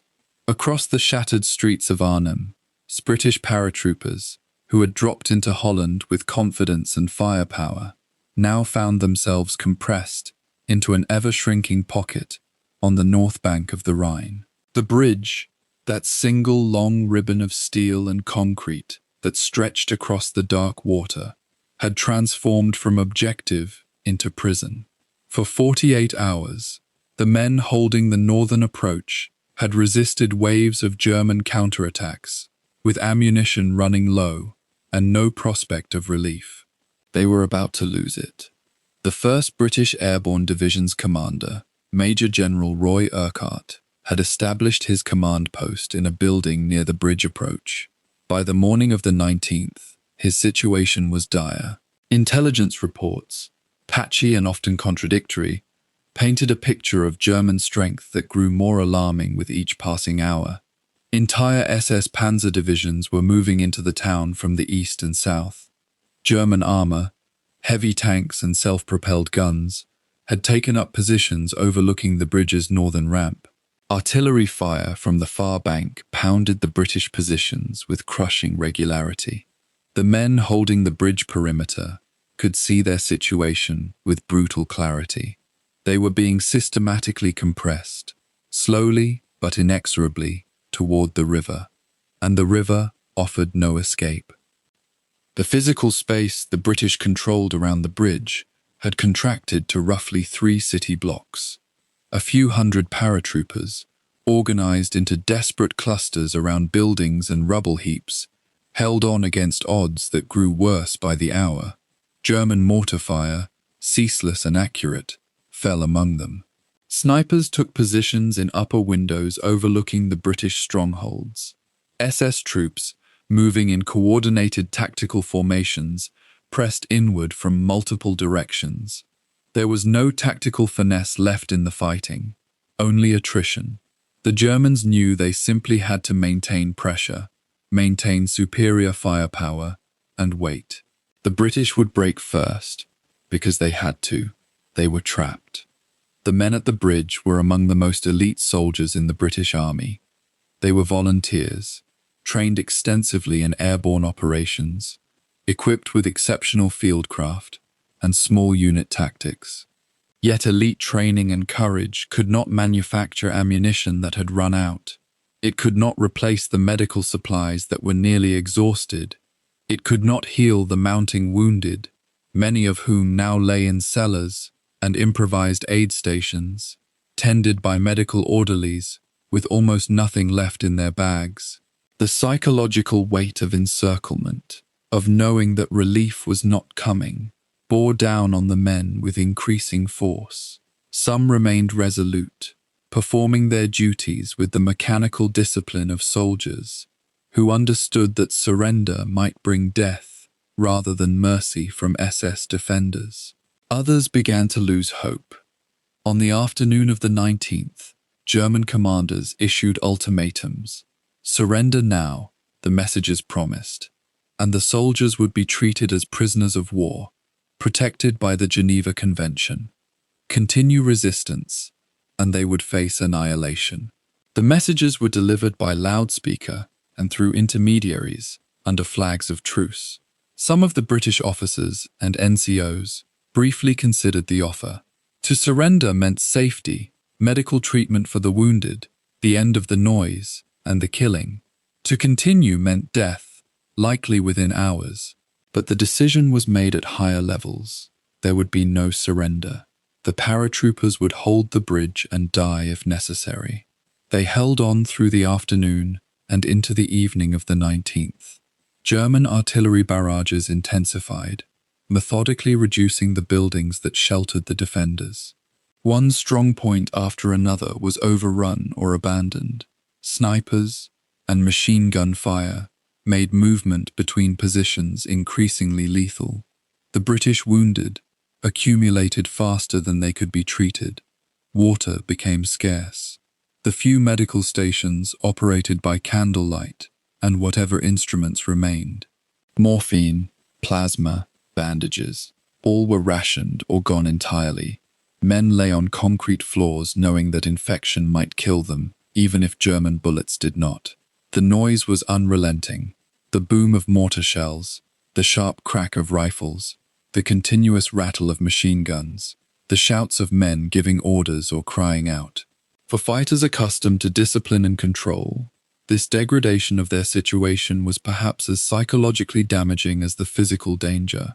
By the evening of the 19th, a fierce street-by-street contest was underway for the buildings immediately adjacent to the bridge's northern ramp. German armor, positioned on the southern bank and in the town center, poured fire into the British positions. SS troops, advancing in small squads and taking advantage of rubble and buildings for cover, pressed forward with remarkable aggression and coordination. The British fell back, yard by yard, room by room. Senior German commanders had ordered the bridge taken, and the men executing those orders did so with the fanaticism that had become characteristic of SS units in the final year of the war. These men knew their cause was lost, yet they fought with undiminished ferocity. Some believed propaganda about wonder weapons that would turn the tide. Others fought because it was their duty, or because retreat meant death from their own officers. Most simply fought because the machinery of war had ground them into a state where fighting was all they knew. The British paratroopers defending the bridge approach performed acts of extraordinary valor in those hours. Small groups held positions far longer than was tactically prudent, buying time for wounded to be moved or for survivors to withdraw to the next line of defense. Officers and sergeants moved among their men, offering encouragement and direction despite the evident hopelessness of their situation. Riflemen and machine gunners maintained disciplined fire even as their ammunition ran critically low. The standard British soldier of 1944, drafted or volunteered into the ranks and shaped by years of warfare, exhibited a stoicism that neither German firepower nor German courage could break psychologically. But courage could not stop armor. Discipline could not manufacture bullets. And unity of purpose could not overcome the simple fact that the Germans held every advantage.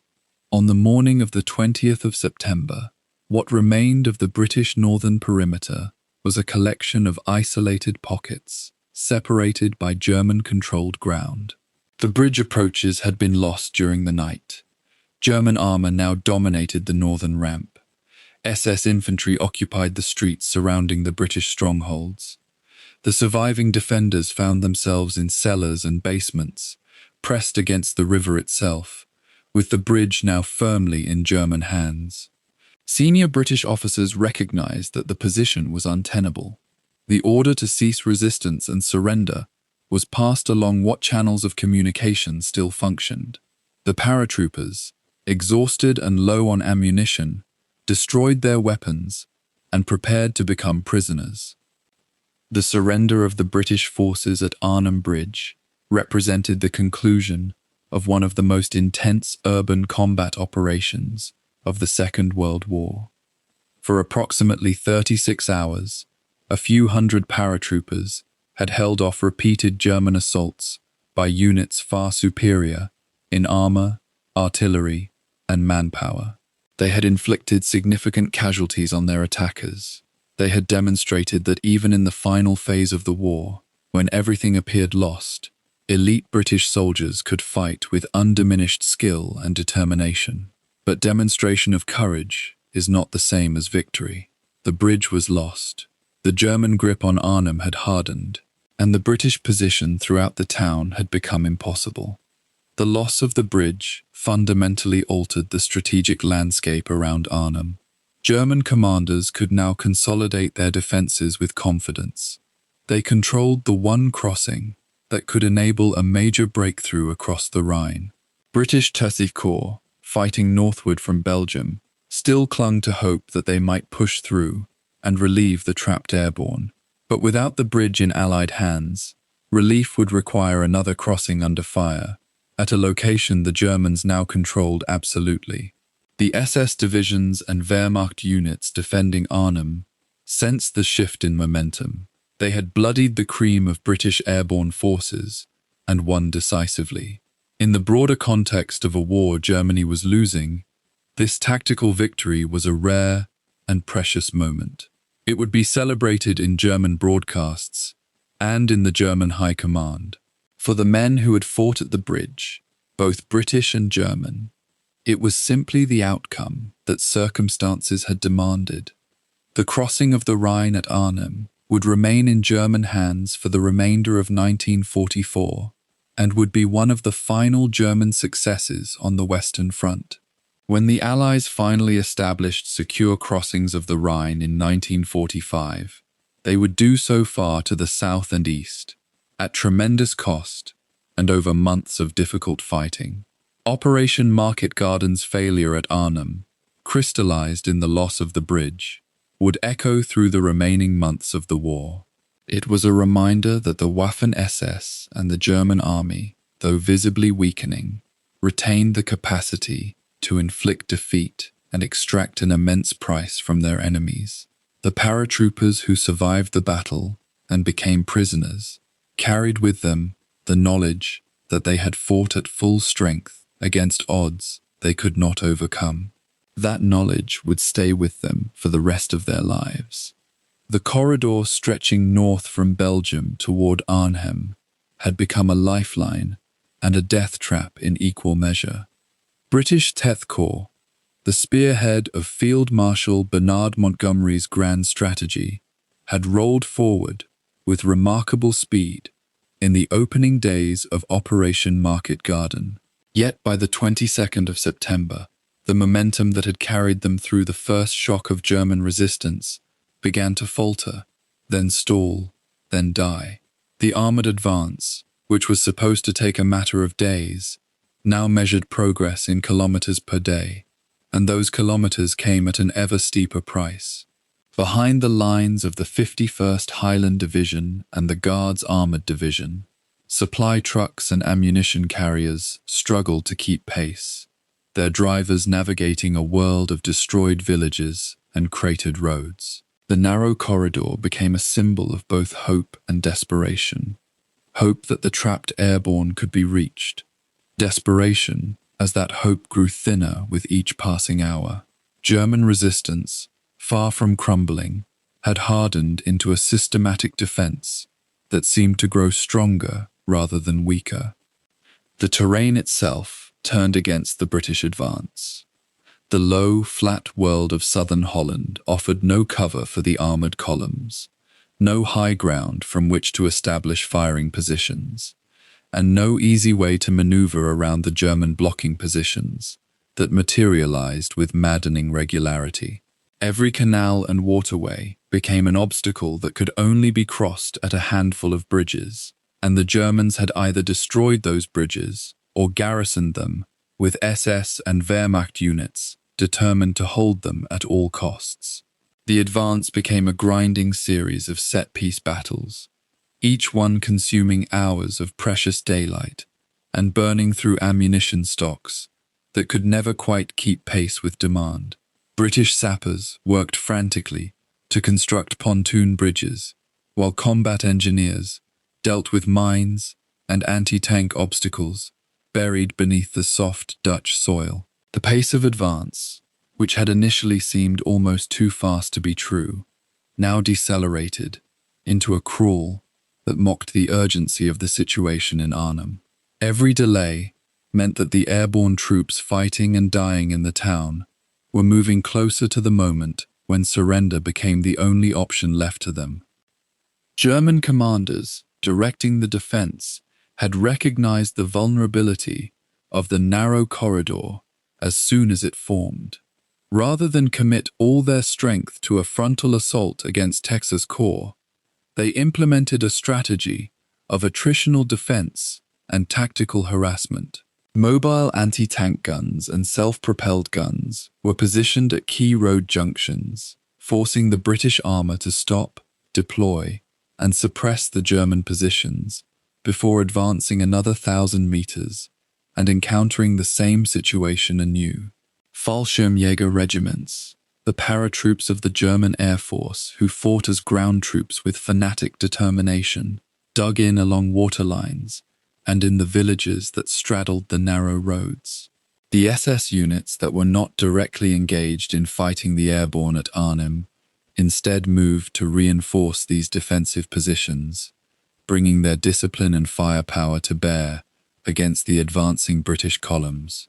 SS Obersturmbannführer Paul Hauser's corps, though battered and depleted, maintained a cohesion that many German units had lost by this stage of the war. What the Germans lacked in numbers, they made up for in positioning and the will to fight. They understood that delay was itself a form of victory, that every hour Texas Corps failed to reach Arnhem was an hour the trapped paratroopers spent burning through their final reserves of ammunition and hope. By the 23rd of September, the fighting had reached a critical intensity around the small town of Elst, just 8 kilometers south of Arnhem. The 49th Division, brought up to reinforce the Guards Armored Division's attack, launched a full-scale assault on the German positions holding the town.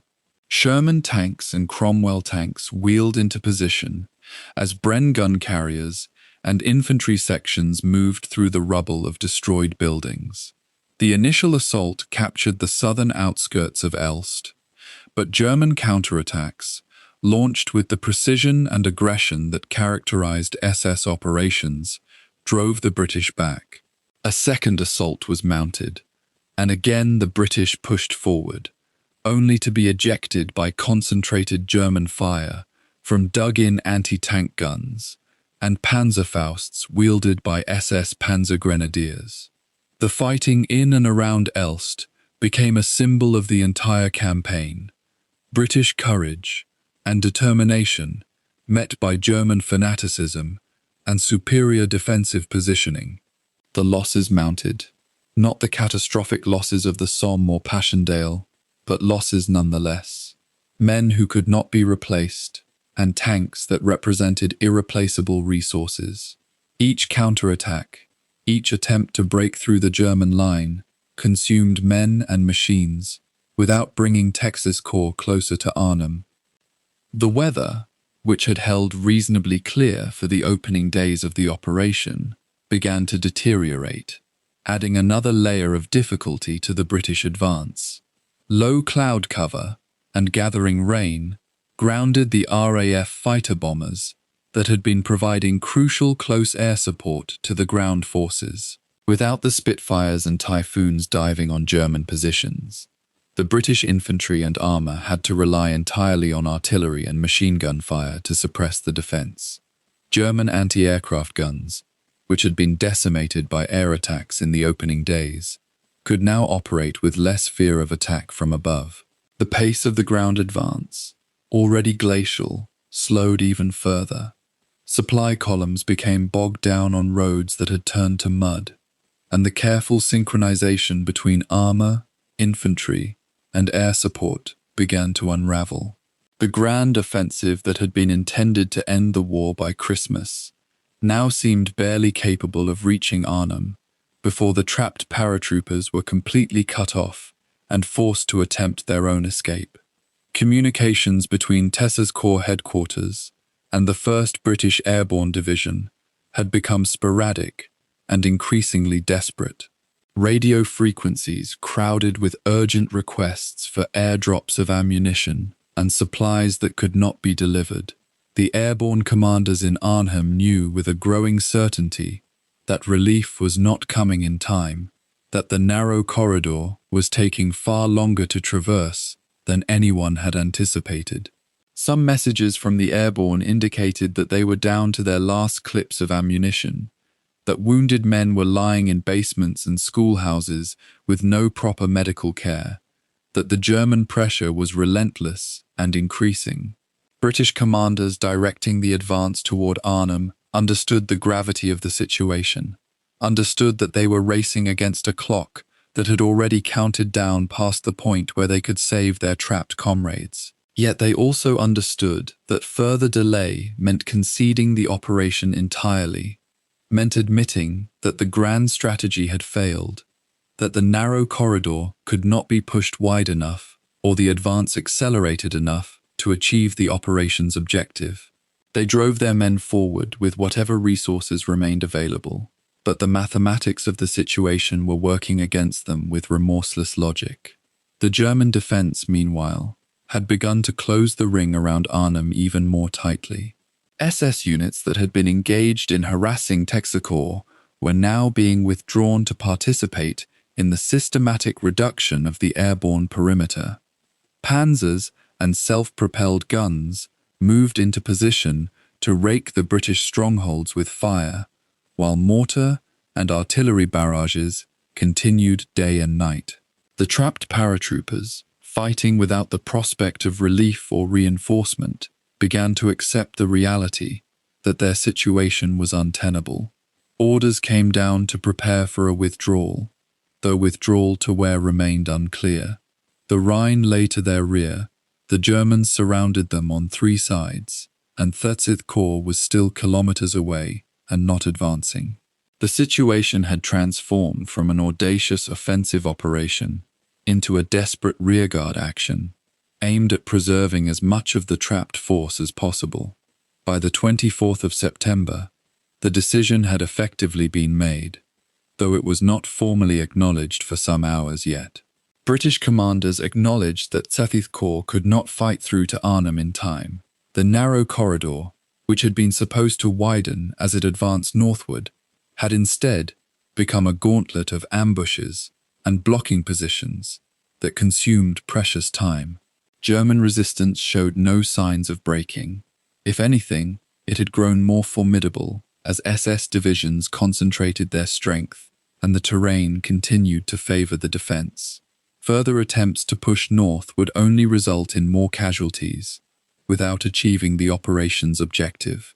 The relief offensive ground to a halt just short of its goal, a failure that no amount of subsequent analysis or retrospective tactics could redeem. Months of planning, the resources of entire armies, and the sacrifice of thousands of men had come down to this. A British army stopped in its tracks, 8 kilometers away from the prize it sought. The soldiers of 10th Corps, exhausted and frustrated, dug in to hold what they had captured.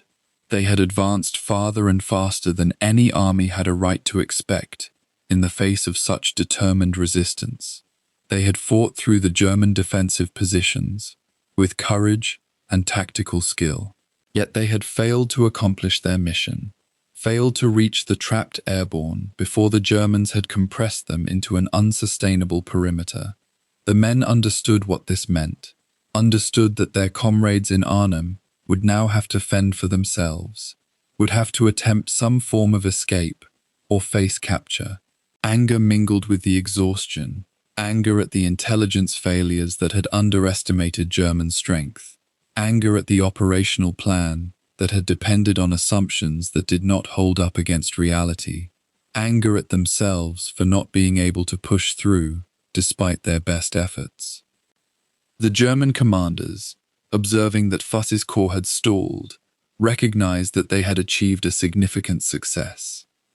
The narrow corridor remained under constant pressure.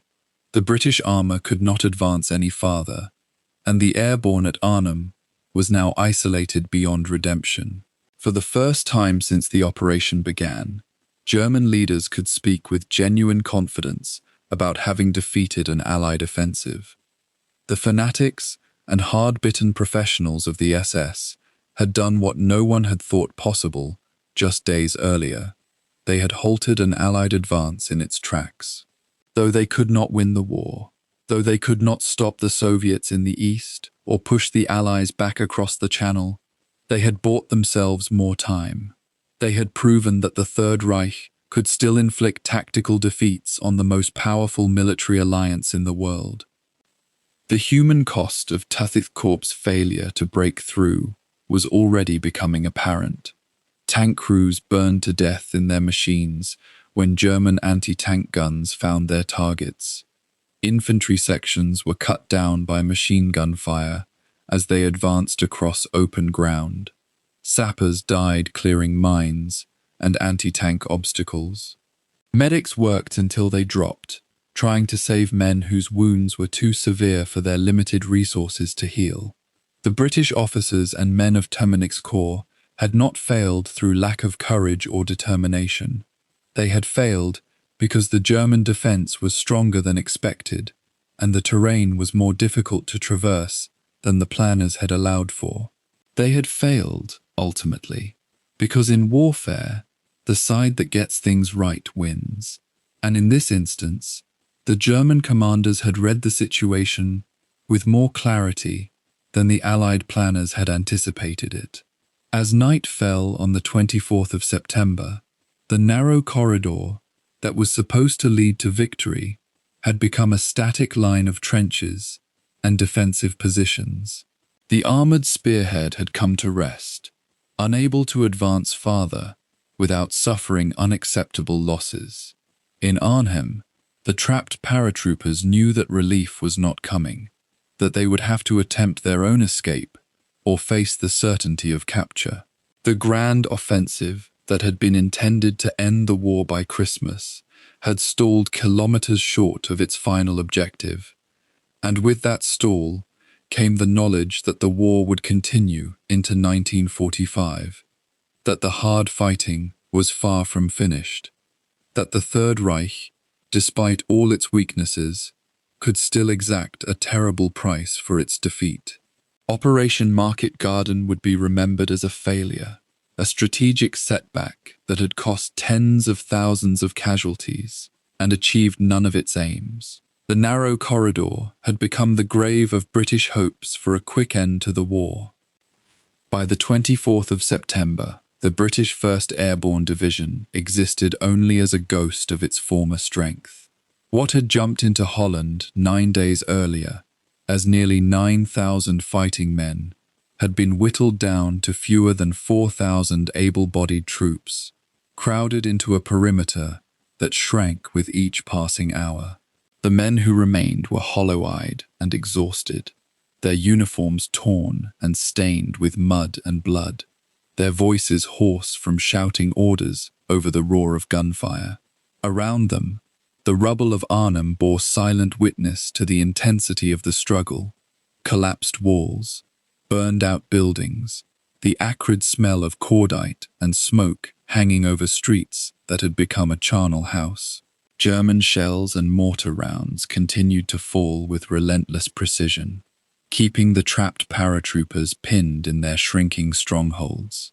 The river at their backs, the lower Rhine, cold and dark and nearly 400 meters wide, represented the only possible escape. Yet the water itself had become another enemy, as formidable as the SS divisions encircling them. The decision to attempt a withdrawal had been made only after every other option had been exhausted.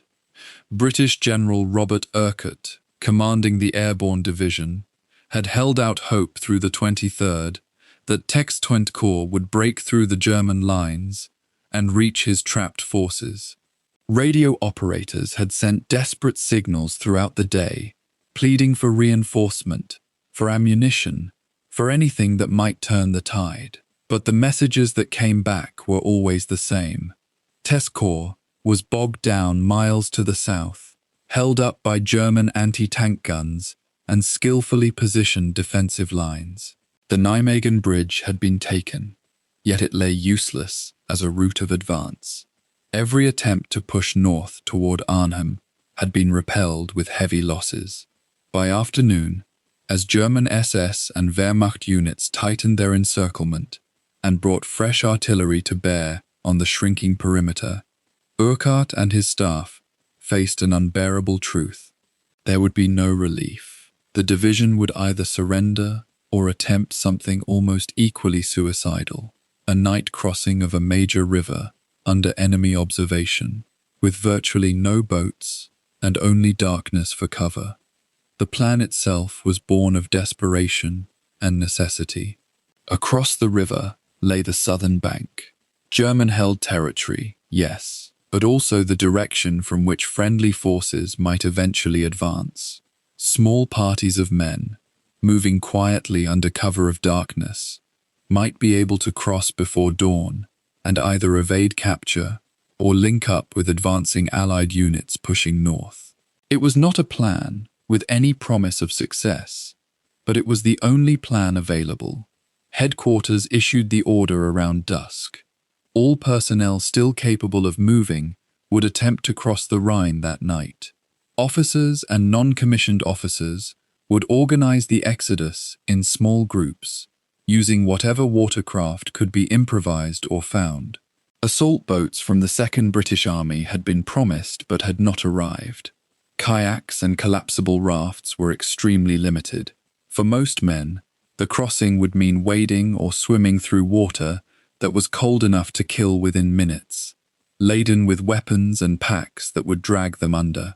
Many knew, in the deepest part of their consciousness, that they were being asked to do the impossible. As darkness fell over Arnhem, the paratroopers began moving toward the river's edge under intense fire. German artillery intensified, as if the enemy sensed what was about to happen. Shells exploded along the narrow streets leading to the embankment, killing and wounding men who were already weakened by hunger and exhaustion. Those who made it to the water had only moments to process what lay before them. The Rhine, black and vast in the darkness, cold enough to sap strength within seconds. The few assault boats that had been scraped together were frantically being loaded with the most severely wounded, the men least likely to survive a swimming crossing. An engineer unit worked frantically to inflate rubber boats and rafts, their hands shaking in the cold and from fear. Soldiers stripped off some of their gear to reduce weight, casting aside ammunition pouches and grenades with heavy hearts, knowing they might need them on the other side. The smell of the river mixed with cordite and burning buildings. The sound of German machine gun fire and shell impacts created a nightmare world of sound and chaos. The first wave entered the water around midnight. Men from various companies and battalions, thrown together by circumstance and desperation, waded into the Rhine with their weapons held high, whispering prayers or curses or nothing at all. The cold hit them like a physical blow, stealing breath and strength. Some men held on to each other, forming human chains to help the weakest across. Others drifted downstream almost immediately, carried by the current into the darkness, beyond any hope of recovery. German flares burst overhead periodically, turning night into a harsh, deadly daylight. In those terrible moments of illumination, the river filled with men seemed almost surreal, almost sacred in its horror. Machine gun fire raked across the water, the rounds creating small splashes like a deadly rain. Men cried out as bullets found them, their voices quickly swallowed by the cold water. Some paratroopers made it 30 meters before their strength failed. Others swam nearly all the way across before succumbing to exhaustion or cold or enemy fire. Watchers were left behind. Photographs of wives and children dissolved in the water. Years of training, months of preparation, all reduced to moments of animal struggle against water and enemy and mortality. The assault boats and rafts, few as they were, shuttled back and forth across the river in the darkness, ferrying the most desperately wounded and the men physically unable to swim. Each trip was a race against time and chance. German artillery spotters, guided by flares and starlight, called down fire on the narrow waterway. Several boats were hit and sank, spilling their human cargo into the black water, where search and rescue was impossible. The engineers managing the crossing made desperate decisions every second. Which men to load, which men to leave behind, how many trips could be made before dawn broke, and the darkness that alone made crossing remotely possible evaporated. Some officers and experienced non-commissioned officers walked back into the water again and again, helping stumbling soldiers across, only to turn around and push back through the current to help more. The rope lines strung across the river to aid the swimmers became tangled with fallen men, places where the dead and dying clung to the one thing keeping them from disappearing entirely into the cold water.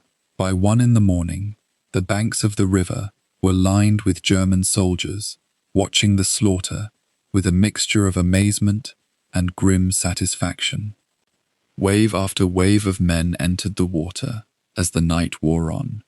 Company by company, platoon by platoon, the remnants of the British 1st Airborne Division attempted to escape across a river that seemed to grow wider and colder with each man who entered it. Many soldiers made it across, their boots finding purchase on the far bank, their weapons still clutched in numb hands, shaking from cold and adrenaline.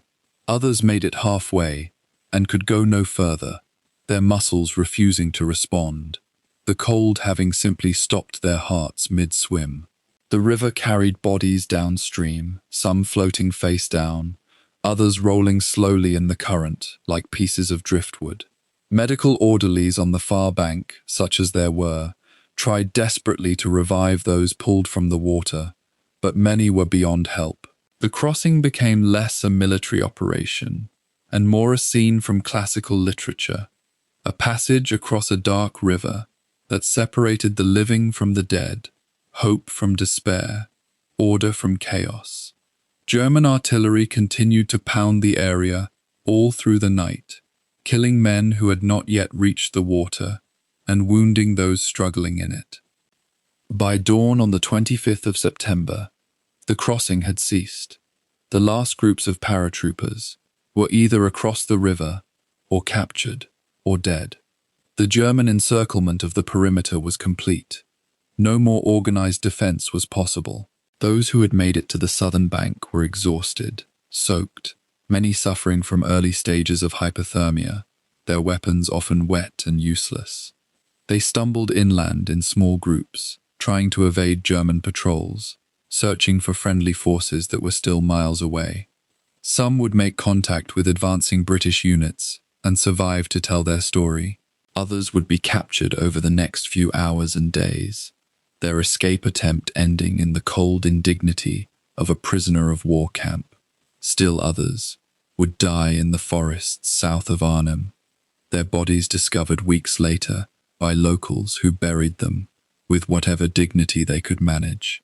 The soldiers who had attempted the crossing displayed a kind of courage that defied conventional understanding, not the courage of assault and attack, but the courage of men accepting almost certain death and attempting it anyway, because surrender was not yet in their vocabulary, and because their officers asked them to try. The casualty figures from the crossing itself would never be precisely known. Roughly 500 soldiers failed to make it across. Their bodies either recovered from the water in the days that followed, or simply disappeared into the Rhine, victims of cold and current and enemy fire. More than 7,000 men from the British and Polish airborne forces were now prisoners of war, marched away under guard to holding camps where they would spend the remainder of the war, or, for the wounded, face the brutal indifference of German field hospitals. Yet approximately 2,000 paratroopers had made it across the river and managed to evade immediate capture, filtering southward through the Dutch countryside, linking up with advancing British forces over the next several days. Some would emerge from the Netherlands with their units largely intact. Others would be captured miles from the river, in forests and farmhouses, as German forces conducted sweep operations to mop up escaped paratroopers. The crossing of the Rhine represented the final act of Operation Market Garden, and it was an act defined not by victory, but by survival. A grim reminder that even elite military forces could be overwhelmed by circumstance and enemy determination. The impact of that terrible night reverberated through the British Army and the Allied command structure. The withdrawal across the Rhine meant the formal end of the operation, the admission that the bold plan to end the war by Christmas had failed catastrophically. The Arnhem Bridge, which had been the entire objective of the 1st Airborne Division, remained firmly in German hands. The narrow corridor that had been pushed northward by 10th X Corps would become known as the Arnhem Corridor, or Hell's Highway, a thin supply line vulnerable to German attack and unable to serve as a jumping-off point for further advances. The Germans had achieved something they had not achieved since Normandy, a clear tactical victory over a major Allied operation. SS divisions that had been reeling from months of defeat and retreat now possessed a new sense of purpose and pride. The myth of Allied invincibility, carefully cultivated since June, had been punctured.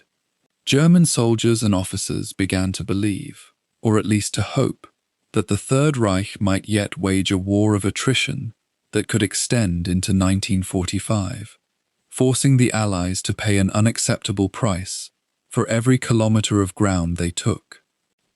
Among the German defenders who lined the Rhine that night, watching the British paratroopers struggle through the water, the dominant emotion was not mercy but satisfaction.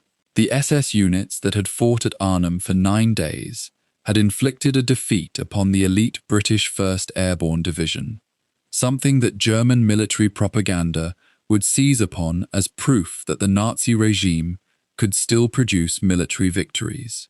Field reports spoke of the bravery and organization of the German defense, the effectiveness of the SS units' counterattacks, the skill of the artillery spotters who called down fire on the river crossing. For soldiers who had been beaten back from Normandy through France and into Belgium, the victory at Arnhem provided a psychological restoration that would sustain them through the dark months ahead. That the crossing was being attempted at all was evidence that the British were defeated, that German soldiers and SS men could stand on the riverbank and watch their enemy die in the cold water without being able to prevent it was a different kind of evidence. Evidence that even victory could be hollow if the war itself was already lost. The men who dragged themselves out of the Rhine on that cold September night carried with them a knowledge they would spend the rest of their lives processing. They had been asked to do something almost beyond human capability, and had done it, or had tried and failed, or had attempted and been captured. They had witnessed the deaths of their comrades in the water, heard the cries of the wounded and dying, felt the cold that seemed to penetrate not just their bodies, but their very souls. The bridge that they had been sent to secure remained untaken. The war that they had been told would be over by Christmas would drag on for 8 more months. Many of the survivors would be wounded again in future operations, would spend time as prisoners of war, would carry the memory of that night crossing for the remainder of their lives. The Rhine crossing was an act of desperation, performed in darkness by exhausted men facing certain defeat, and it would remain forever a symbol of the cost of ambition in war, the price paid by those on the ground when commanders made decisions in distant headquarters without full knowledge of the enemy's strength. The Rhine flows dark and cold in late September. Its waters carry no memory of the men who tried to cross it under fire, but the survivors would never forget. When the order came down on the night of the 25th of September to abandon Arnhem, the British 1st Airborne Division had already lost more than half its strength. What remained was a hollow battalion, masquerading as a division. Exhausted paratroopers with empty ammunition pouches, parched throats, and the bitter knowledge that they had been left behind. The Germans controlled every street, every rooftop, every approach to the river. Between the Allied soldiers and safety lay open ground, German machine gun positions, and the cold weight of the current. Surrender would have been the rational choice. Most chose instead to try the river. The withdrawal was orchestrated with the kind of discipline that only defeat can teach. Small boats and rafts, improvised from pontoons and assault craft, were gathered at the water's edge under the cover of darkness. Engineers worked frantically to construct passages. Signalers whispered coordinates into radios. The noise discipline was absolute. Men moved like ghosts through the ruins, speaking only when necessary, their voices barely above a breath. The German positions were close enough that a careless word could bring down a storm of fire. Canadian infantry units, positioned on the southern bank, provided covering fire across the water, their machine guns hammering out a steady rhythm meant to keep German heads down. It was a grim bargain between one group of men and another, purchased with the lives of those who would not make it across. The crossing itself became a tableau of chaos and courage, stitched together by the narrowest margins.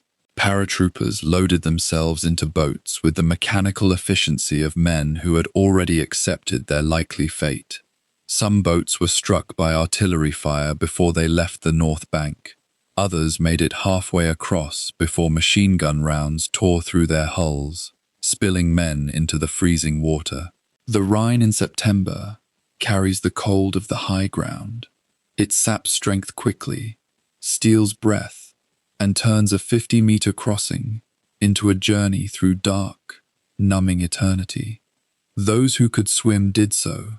Those who could not clung to logs or wreckage or the bodies of their comrades, hoping that momentum or mercy would carry them to the far shore. Medics on the south bank stood ready with blankets and first aid kits, but they were overwhelmed within minutes by the volume of waterlogged, shaking men dragging themselves from the river. Estimates of the crossing's success would later vary, but the figures were uniformly grim.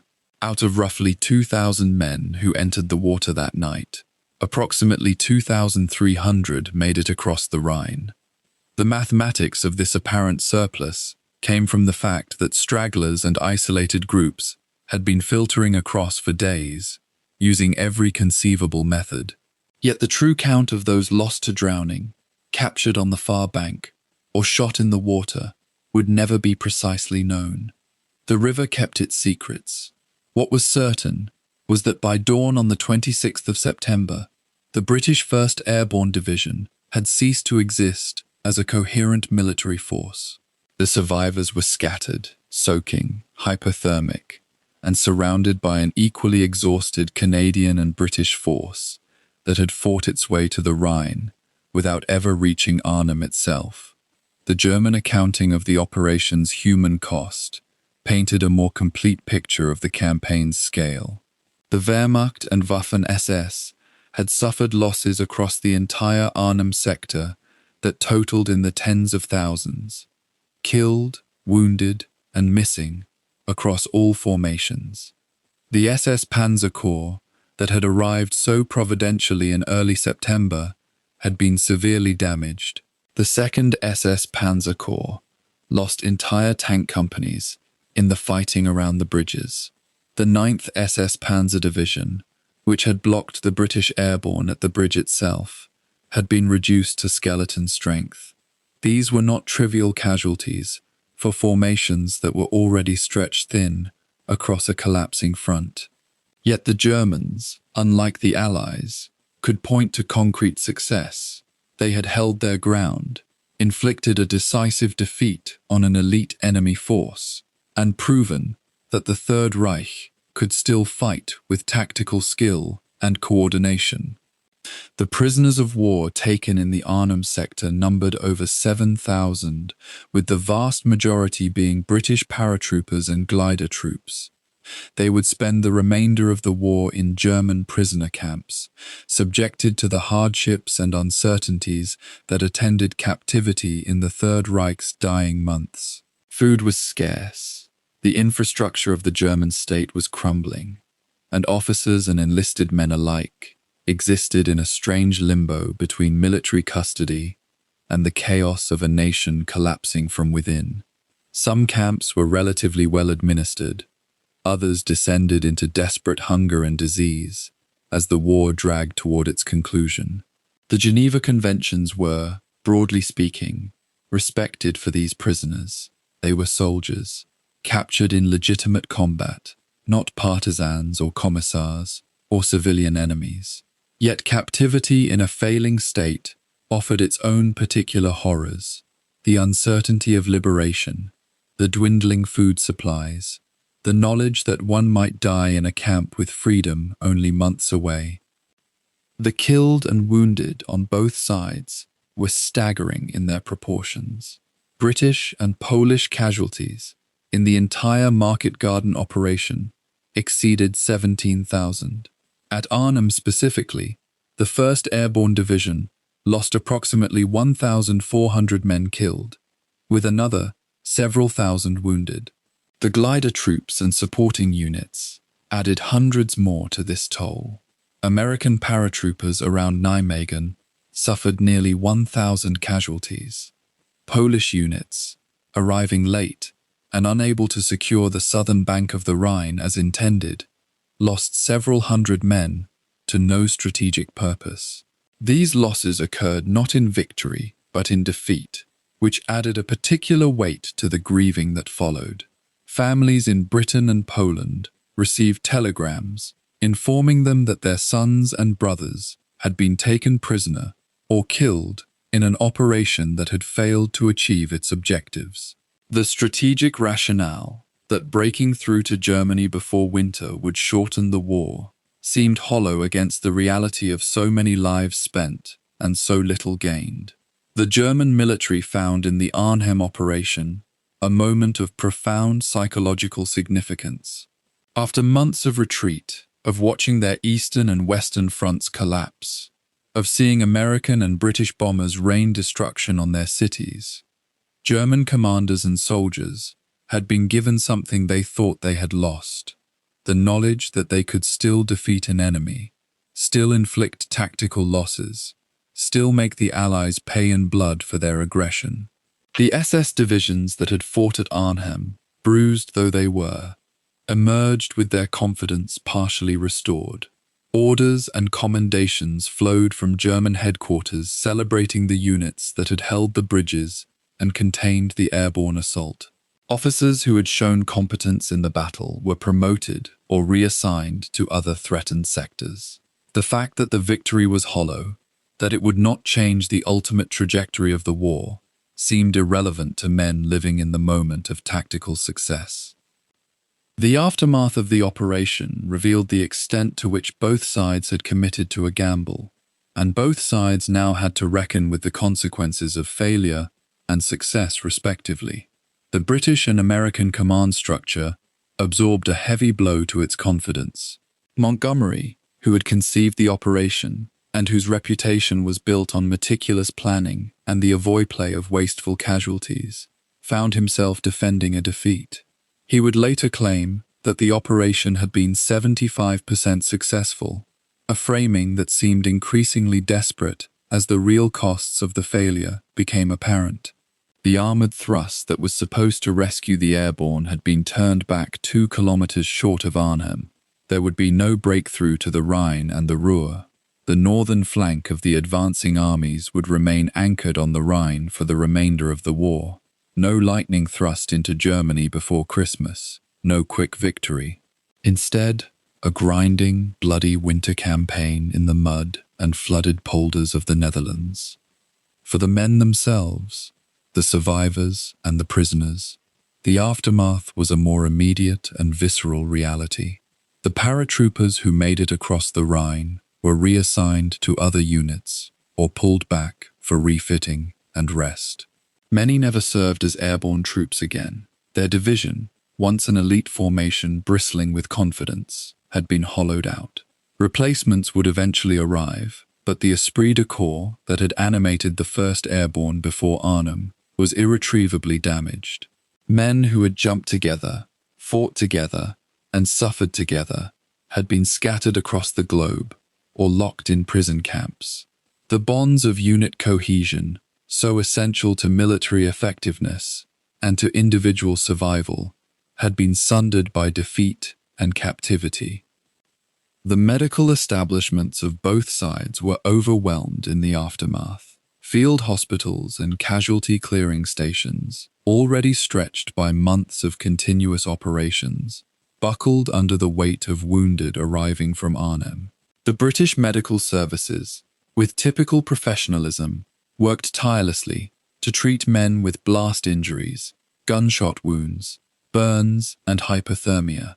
Surgeons worked 18-hour shifts, amputating limbs, removing shrapnel, and fighting infection with limited supplies. Many men who survived the initial crossing of the Rhine did so only because of the extraordinary efforts of medics and nurses who were themselves exhausted and traumatized. The German wounded, equally numerous, were processed through German medical services that were themselves fragmenting as the war wore on. Hospitals in the occupied Netherlands were filled with German casualties who would not be evacuated before the advance of the Allies later that autumn. The political reverberations of the defeat extended far beyond the immediate military sphere. In London and Washington, strategic planning had to be recalibrated. If a major airborne and armored operation, launched with overwhelming force and complete surprise, could be halted by German forces that were supposedly on the verge of collapse, then the assumptions underlying Allied strategy had to be re-examined. The Allies would still win the war. This was never in doubt to any serious observer. But the timeline for victory had shifted. The war that was supposed to end before the snow fell would now drag into spring. The Rhine would not be crossed in September 1944. The industrial heartland of Germany would not be captured before winter. Instead, there would be hard fighting through the Siegfried Line, through the Ardennes, through the frozen fields of the Rhineland. Every additional month of war meant additional casualties, additional destruction,